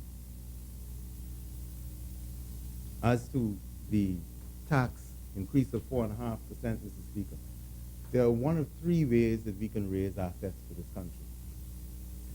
The most important way is for us to be a part of it, and I really would like to see and more persons of color actively taking a role, and it don't have to be a big way, man. We're baking bread or some selling it or some doing something, saving some money. You could educate your children, not that we aren't doing it as we ought to, but that's what the sacrifice was for. So we could be owners of our industry. We can borrow it, we can have some skin in the game, and the government could come and try and get it from us. We're responsible for this country, for building the roads or whatever have you. And where we are today is as a result of years, all of us are responsible for it. And I commend civil society for participating. But I do support the increase, Mr. Speaker. We have an obligation to be transparent and to account for it, and to continue to build this country. Mr. Speaker, in the past year, we've concentrated in Yamacraw on public outreach to involve the community directly in the public discourse. We've had a town meeting on good governance and how do we accomplish it. And we had, I think, excellent speakers that came to that. We did one on land reform, hurricane preparedness. We did one on the whole issue of sex in marriage. Sex or rape in marriage, we did that. And whether or not a lady gives her irrevocable consent to sex when she enters into marriage. And so you had some persons saying, want to, that, and we had that. And I was happy to see persons participate in it. We've gone to the churches and we've done it. And they've involved themselves in it. And so there are a number of things we've done. We've used the capital grant fund to do repairs in the community. And one thing I have to say, man, and we have to be honest with ourselves. My God, if you clean an area, these are not extraterrestrial persons who come and throw garbage right back. You clean Yamacraw in certain areas by Fred Smith House, and we have to put cameras in. And I know we would be shocked and surprised to see who dumped all that trash right back. They just throw it right back. How did we come to this? This is resources that we are expending, clean, green, and pristine. And you clean an area today and you come back and people throw, and some people just throw the garbage in the front of their yard. I had to say to the DPP the other day, am I responsible for picking up garbage now? This is the type of conversation that we have to have, because these communities are where tourists want to come and see how we live. They don't always want to ride Bay Street. They take me over the hill, let me see something.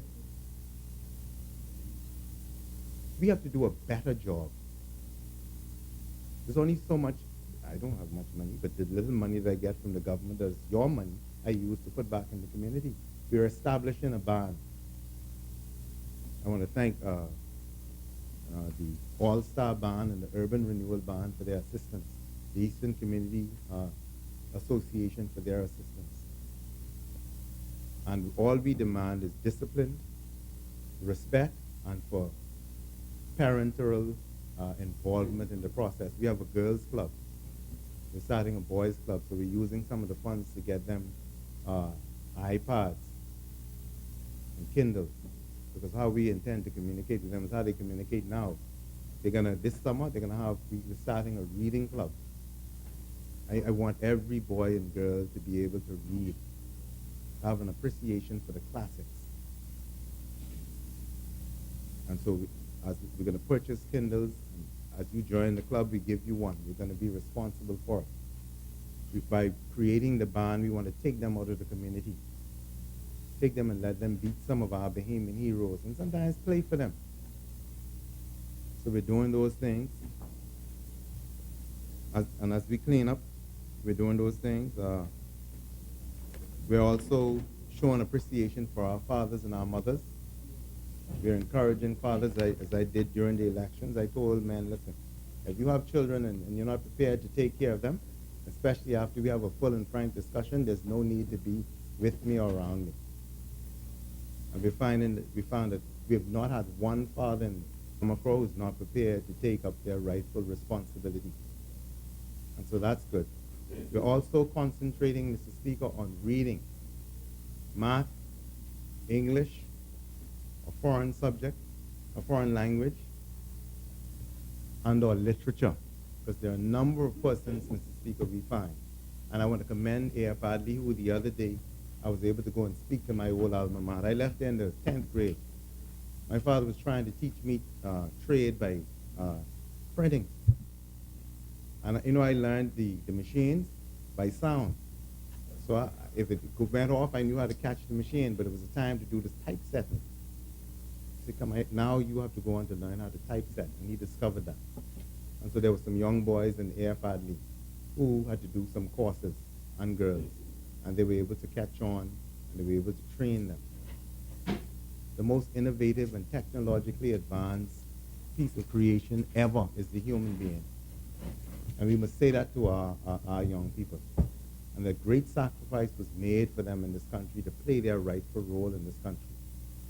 And so we are concentrating on reading.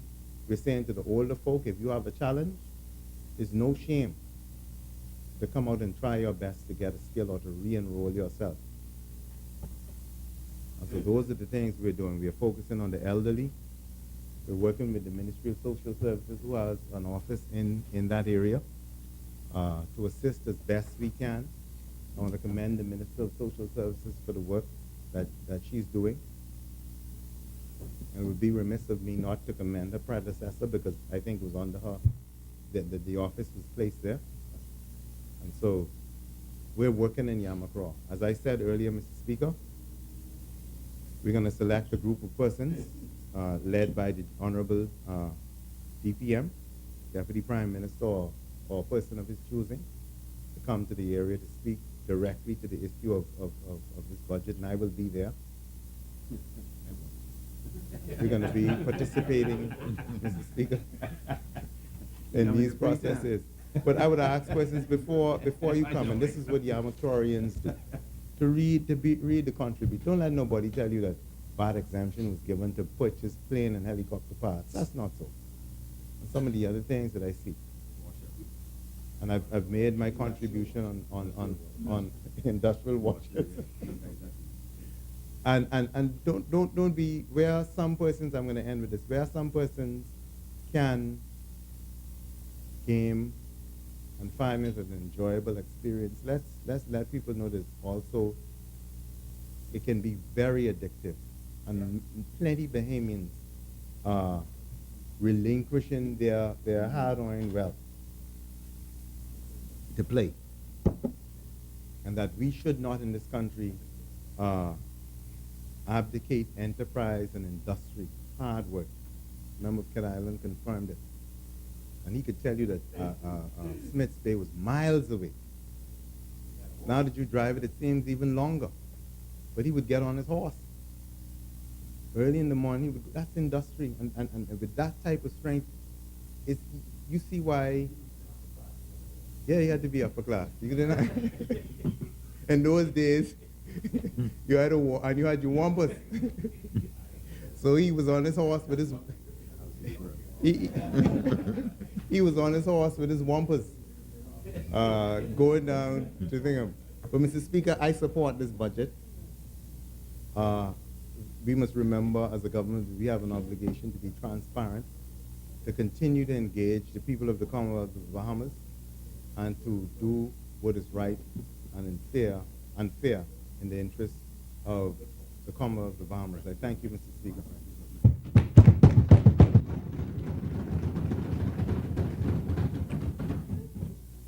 As many? Chair recognizes the honorable member for Long Island. Thank you, Mr. Speaker.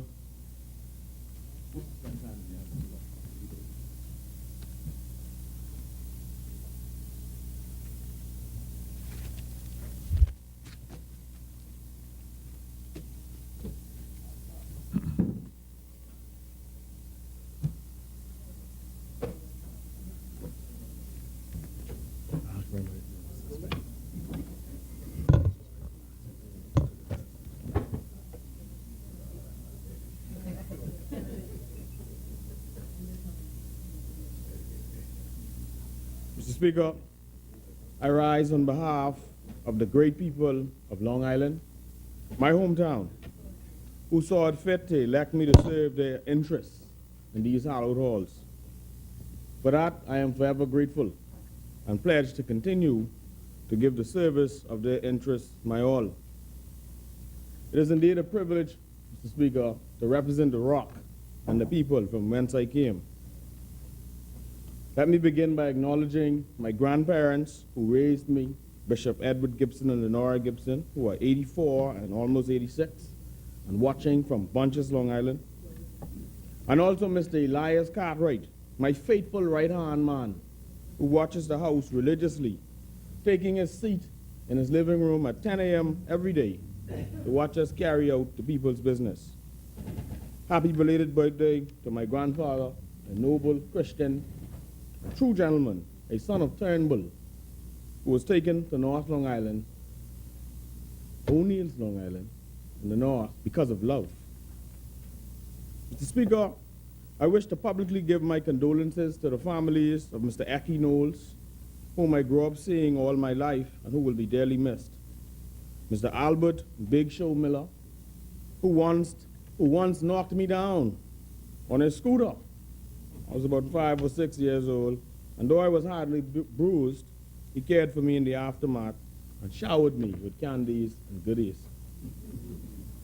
Mr. Leon Knowles, who imparted great knowledge to me as we sat down and discussed the history of Long Island and its life.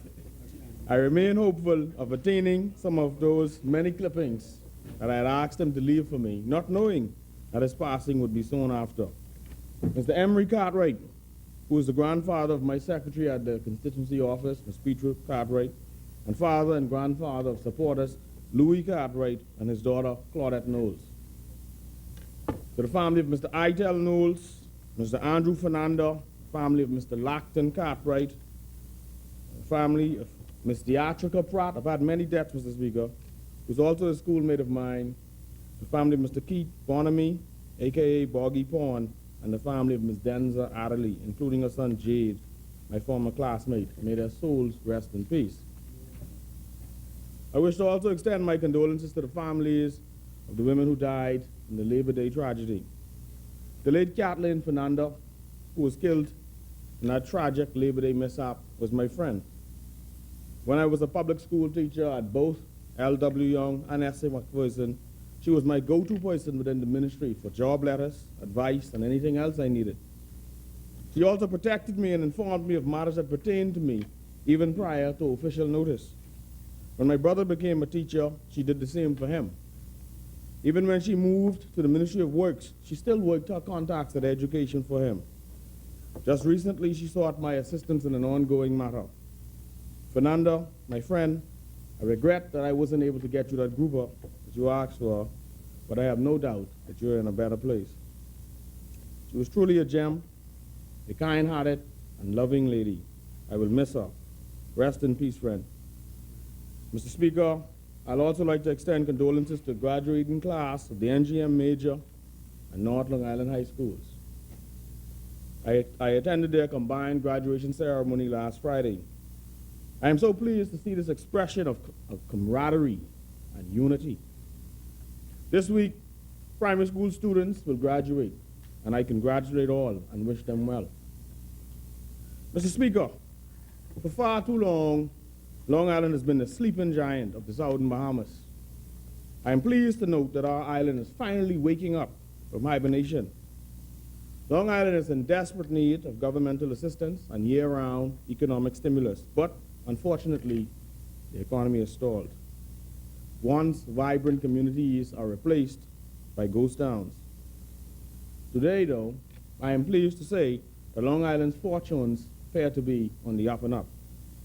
Gone are the days when the Bahamas stopped as far as Exuma. Mr. Speaker, in recent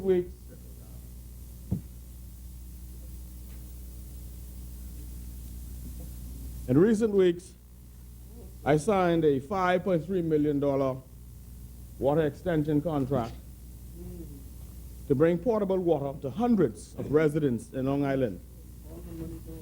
This will involve the installation of 100,000 feet of pipe, that is 19 miles of new water mains.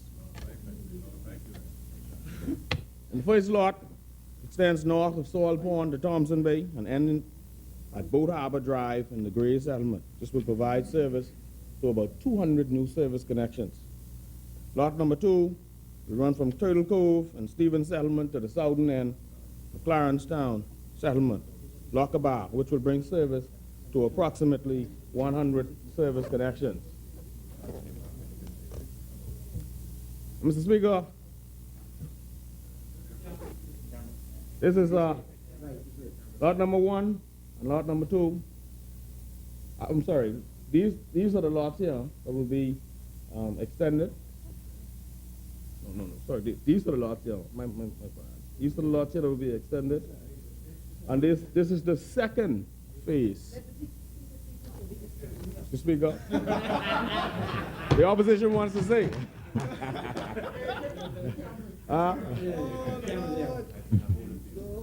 You'll hold it for me? Yeah. And so, Mr. Speaker, let me just use my little pointer.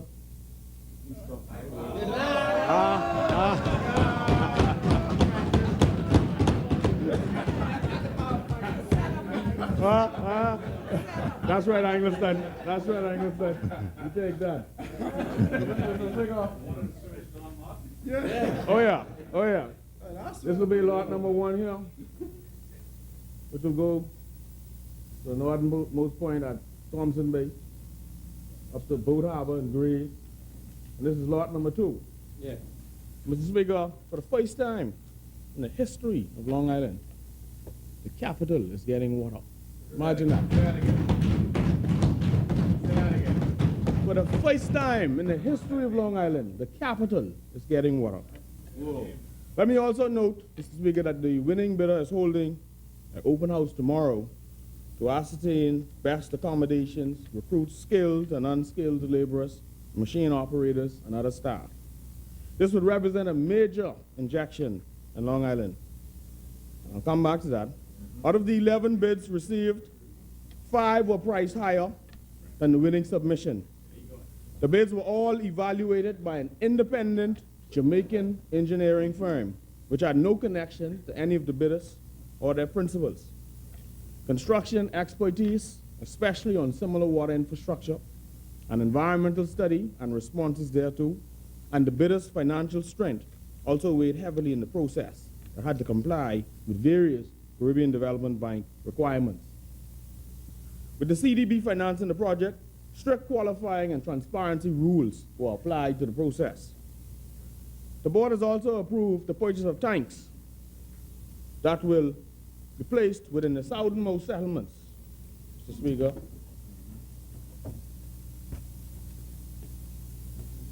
Let me see if I could. Oh yeah, pineapple. Not pineapple. Pinewood. I said pineapple. Pinewood.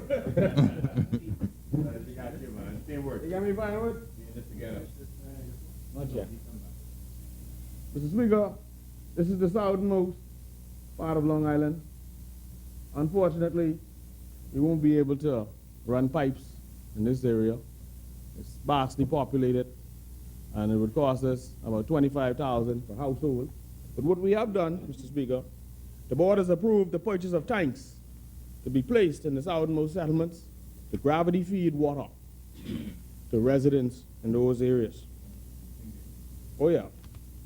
Mr. Speaker, moreover, pursuant to the CDB's procurement plan, the board has also approved the extension of water supply systems, or the water supply system to other areas in Long Island, particularly northern settlements. This will be implemented under a separate contract, and these would be the areas in the north that will be covered. You will note the patchwork water resources in Long Island. Some areas have, and some areas don't. Lots 3 and 4 will be in the second phase. Thank you, God. Thank you, colleagues. Pinewood and Centerville. Mr. Speaker, the Central Long Island non-revenue water project would also reduce the amount of leakage on the system of settlements such as Mangrove Bush, Hamilton's, and Buckley's. We also intend to engage the resort communities of Cape Santa Maria and Stella Maris about plans to supply piped potable water to those establishments. All in all, these undertakings would bring relief after years of severe hardship to more than 800 homes and businesses. It's the people's time, Mr. Speaker. Mr. Speaker, for years, Long Islanders have been promised running water from one end to the next. My grandparents are in their 80s, and they've never seen running water. Whoa.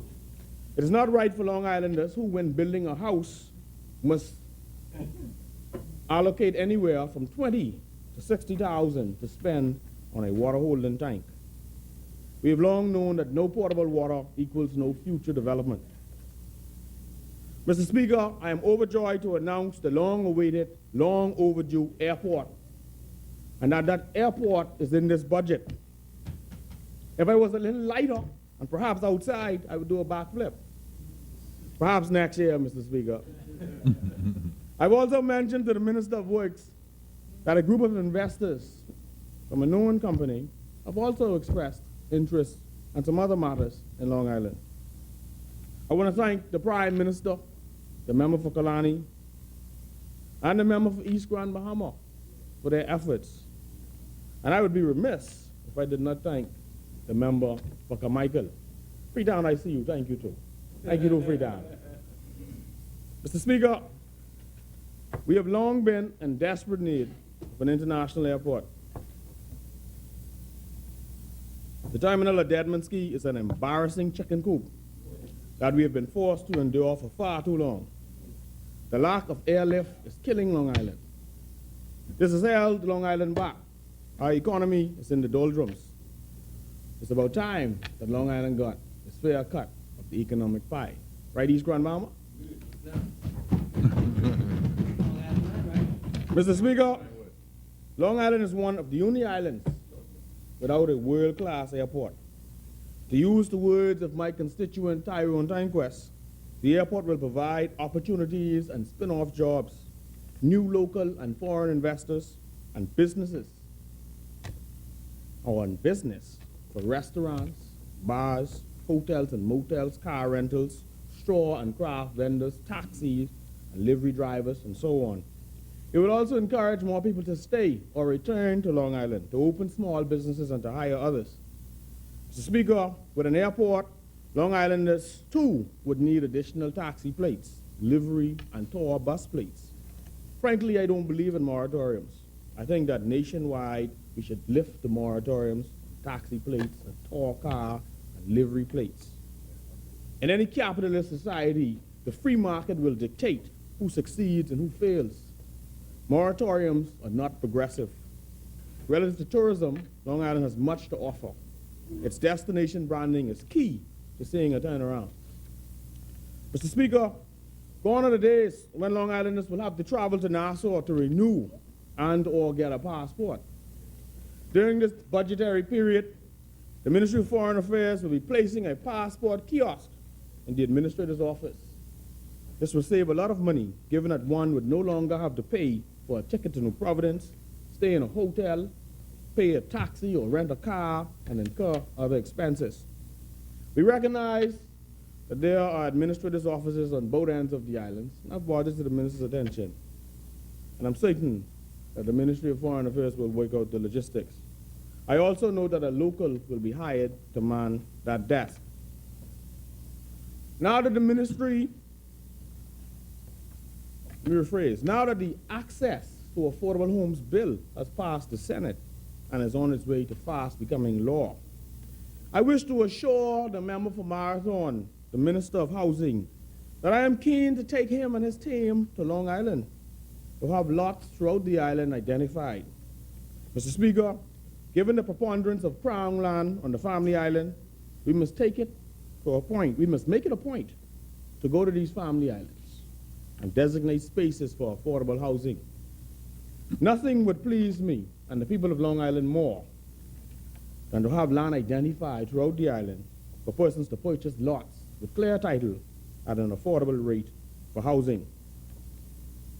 And I join the member for Yamacraw in awaiting the full transition from the current state relative to land reform. It's most needed. I'm pleased that urban renewal has come to Long Island. Led by Joanne Knowles, the team is working assiduously with limited resources. Today I call upon the Minister of Social Service and Urban Renewal and the Parliamentary Secretary for Urban Renewal to ensure that the office is furnished and that the lead person, Ms. Joanne Knowles, is provided with a vehicle. This has been an ongoing issue for months. Mr. Speaker, we also have one social service officer to serve an island of nearly 90 miles. Worse still, she has no vehicle. The provisioning of a vehicle and perhaps another officer, given some of the socio-economic challenges, is of the utmost importance. I've been pursuing the same for some time. Mr. Speaker, I've gotten a commitment from the member for Golden Gates, Executive Chairman of BAIC, that BAIC will be coming to Long Island and offering classes to teach islanders how to preserve fruits and vegetables and make jams and jellies and straw crafts and so on. These classes will teach people how to preserve their farm produce and market them in New Providence and elsewhere. What's more, he has informed me that BAIC is desirous of sourcing more fruits and vegetables from Long Island for the pop-up farmers market. And so Long Island farmers, you are now on notice. Mr. Speaker, I also applaud the member for Centerville for his assistance in getting the museum, which was damaged by Hurricane Joaquin, repaired and on the cusp of reopening. Thanks are also expressed to the Ministry of Education for providing the funding for the library. I'm pleased to note that both entities will soon be reopened. Mr. Speaker, notwithstanding some of our successes this year, Long Island has a long way to go. We have many, many infrastructural concerns. Mr. Speaker, I have the privilege of serving with one of the greatest ministers in the history of this country. To say he's above average is an understatement. He's been a mentor personally and professionally and allows me on many occasions to teach him. After all, we are both trained teachers. He's not overwhelmed by his own ego or pretensions. He feels no apprehension about sharing his knowledge or allowing one to spread their wings. The member for Carmichael, whom I've grown to appreciate in many ways, embodies all of the attributes that makes him a great politician, a statesman, a creme de la creme. I believe that a man's word is his bond, and so does he. His work ethic and attention to detail speaks to his aptitude. In a previous role as a newspaper columnist, upon reviewing his performance, his previous ministerial assignment, I rated him always as an A or A+, and I grade on the UWI scale the toughest. Now, having an even more close-up view, I do so here again today, A+, and I have no doubt that the media, the nation at large, and even my friends here in the opposition would agree. I'm also counting on him to help me resolve many of the legacy infrastructural issues that have plagued Long Island due to outright neglect and poor maintenance. Long Island is beset by a plethora of infrastructural shortcomings and/or inadequacies that have seriously impacted and hampered our economic development and led to residual effects, such as a high unemployment and underemployment rate, and the reduce of interest on the part of local and foreign investors to invest large sums for fear that such business ventures would not see a satisfactory return. And so there's much more that has to be done. The member for Carmichael recently came to Long Island and visited many of the areas of concern and graciously met with the people of Long Island at a town hall that I held. Thus far, I've gotten several commitments from him. Indeed, I recognize the need to reconstruct the Newton Key Bridge in Seymour's, to pave the road to Columbus Monument and at Dane's Blue Hole, to pave O'Neill's Road, a major point on the island that connects part of the island. It's the only true road that one can travel through during and after a hurricane, after the hurricane destroys or damages the main Queens Highway. The need to scarify and pave sections of the main Queens Highway, namely in Petty's settlement, between Burn Ground and Glinton's, between Hamilton's and Buckley's settlement, and to scarify and/or pave important side roads such as Turnbull, Hogan's Road, Cartwright Drive, Bridgewater Road, Church Street and Deals, parts of Mangrove Bush Road, Dunmore Road, Buckley's Point, Junkie Landing Road, parts of Gow Road, off Sims, parts of Baines, Tanquist Drive, the road at the parking house in Clarencetown, to resurface the road by Hardin's Food Store in Salt Pond, Urban Knolls Drive, and the road at French Harbor. And if I left any out, you wouldn't believe that my people would not forgive that. And so if I did leave any out, kindly forgive me. I have taken the minister and the Ministry of Works team to many of these places. The member of Carmichael has acknowledged our need for settlement and road signs, signage at government offices and major historical sites and road signage, for example, dangerous curve signs, stop signs, etc. I also intend to have certain streets renamed after Long Islanders, those prominent community leaders who served us well. The striping and/or use of cat eyes on the main Queens Highway will also be addressed once road repairs commence. Indeed, there's also a need for a new administrative complex, as both the Sims and Clarencetown complex is run down and substandard. We also visited the police station in Clarencetown, which was destroyed by Hurricane Joaquin, and toured certain schools where it is obvious that serious repair work must be undertaken. I've also drawn the minister's attention to the urgent need for culverts, sink wells, and trenches in certain areas, providing an extensive list of the same. Indeed, one anticipates that the paving of the Sims dock and other repair works at docks will be undertaken in short course, as well as the replacement of blown BPL lights, which have been out for lengthy periods from Gordon's to Seymour's over the years. Mr. Speaker, fishing is a major economic lifeline in Long Island. I fully appreciate the fishing community's concerns about poaching and poachers robbing them of their catch by pillaging their traps. Fishermen are concerned that there are boats in our waters with a Bahamian captain and an entirely Dominican or foreign crew. We must take a second look at curbing and or removing the presence of these persons on Bahamian boats. Commercial fishing should be strictly reserved for Bahamians. We must ensure that our fishermen are not encumbered by bureaucracy in getting duty-free concessions to upgrade their boats and equipment. Mr. Speaker, given the decline in fish stocks, we must consider the creation of at least one BNT-managed land and sea park for the preservation of fish stocks and bird life around Long Island. Mr. Speaker, perhaps a substation of the Bahamas Agriculture and Marine Resources Institute, BAMSI, could be placed in Long Island. You hear that, North Andres? Bamboo Town. After all, Long Island is a farming community. There's a lot of potential on Long Island for large-scale farming. However, without adequate governmental support, the people are disheartened and discouraged. There are great needs in agriculture.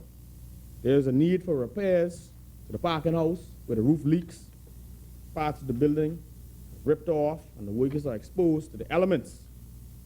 Though I have made many requests, the department head still does not have a working truck, his truck having fallen to pieces. The workers of the parking house lack boxes and the basic materials to ship produce. Bamboo Town, we need a fisheries officer on Long Island. I call upon the people, the fishermen, and the farmers of Long Island to come together and form cooperatives. We must continue, Bamboo Town, to encourage and play an even greater role in supporting light manufacturing, fishing, agriculture, and food processing on islands such as Long Island. At present, Long Islanders are unable to have driver's licenses printed. They must either travel to Nassau for a printed license or walk around with a piece of paper in their pocket. I am told that the machine is once again down. This ought not be. I also remain hopeful of the opening of a permanent road traffic office in the north.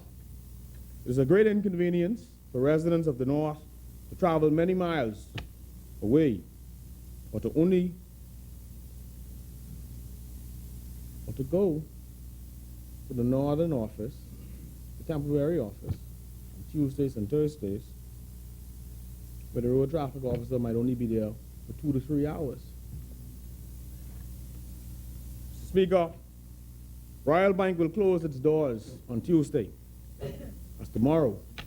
That means that the residents of Long Island will be without a bank. We must do something to immediately address their concerns, particularly given the business houses and government agencies that handle a lot of cash. I recently spoke with Mr. Barry Malcolm and the member for Exuma. Mr. Malcolm informed me that Western Union will be opening several locations for money transfers, etc. The member for Exuma has indicated that Cash and Go will open 2 locations. He's just gone up a couple notches in my book. I am pleased to note this. That said, many of the business houses and the elderly are inquiring about a traditional bank, and to be quite specific, the Bank of the Bahamas. Mr. Speaker, every year MPs are required to give a detailed breakdown as to how the constituency funds are spent in their respective constituencies. Today I will give a snapshot of how mine was spent. This year we teamed up with local government. I paid $2,000 of a $4,000 plus bill to the Rowdy Boys, yes, the Rowdy Boys, for their assistance with emergency firefighting services in Hamilton's. We purchased a compressor for the morgue and obtained permission from the Ministry of Health to have it installed at the clinic in McKinsey's. The morgue now works. We had a kids' Christmas party. We had a back-to-school event last year. We've been doing road work and repairing potholes. We've made various donations to the Long Island Association, the Mini Regatta, etc., the Long Island Cancer Society, the Mark Knowles Sailing Club, the Long Island Junior Local Government Committee, the NGM Major High School, the Sims Primary School, and Lower Dedman Primary, and of course to the Long Island Sports District, among others. We've purchased 3 1,000-gallon pressurized water trailers for firefighting. We have no fire truck. So I got three, one for the south, one for the central, one for the north. It cost $30,000, and that's without shipping. They're en route to the Bahamas. We're also intending to purchase 2 LED solar-powered smart lighting with Wi-Fi capacity for 2 of the parks, much like what my colleague, the member for Central Grand Bahama, was showing a few weeks ago. We've donated computers and tablets to schools as well. And we're presently outfitting a high school and a primary school on the request of the principals with air-conditioned units and fans in the classrooms. Mr. Speaker, as we move to develop and outfit parks, I encourage the expansion of the Bahamas Public Beaches and Parks Authority to islands like Long Island. Moreover, I believe every island is supposed to have a Heroes Park. I call upon the central government to help us establish such a park, which would feature monuments honoring the legends of Long Island. Mr. Speaker, the reality is we have a teacher shortage in this country. There are teacher shortages in Long Island, particularly in core BJC and BGCSE subjects. The current buildings are run down. How can one justify more than 250 students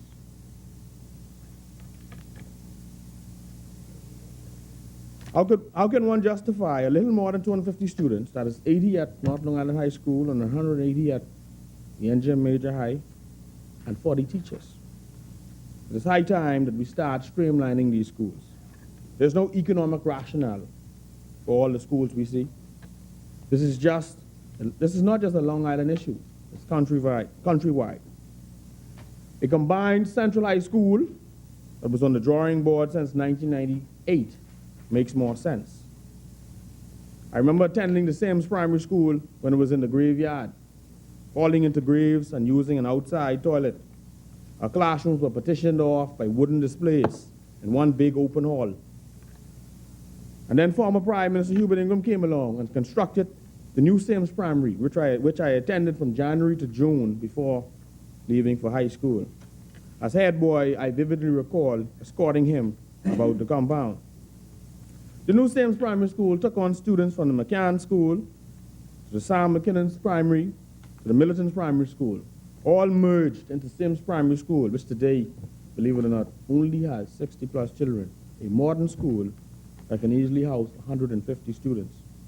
There is a need for more amalgamation. Bambutan, would you like to?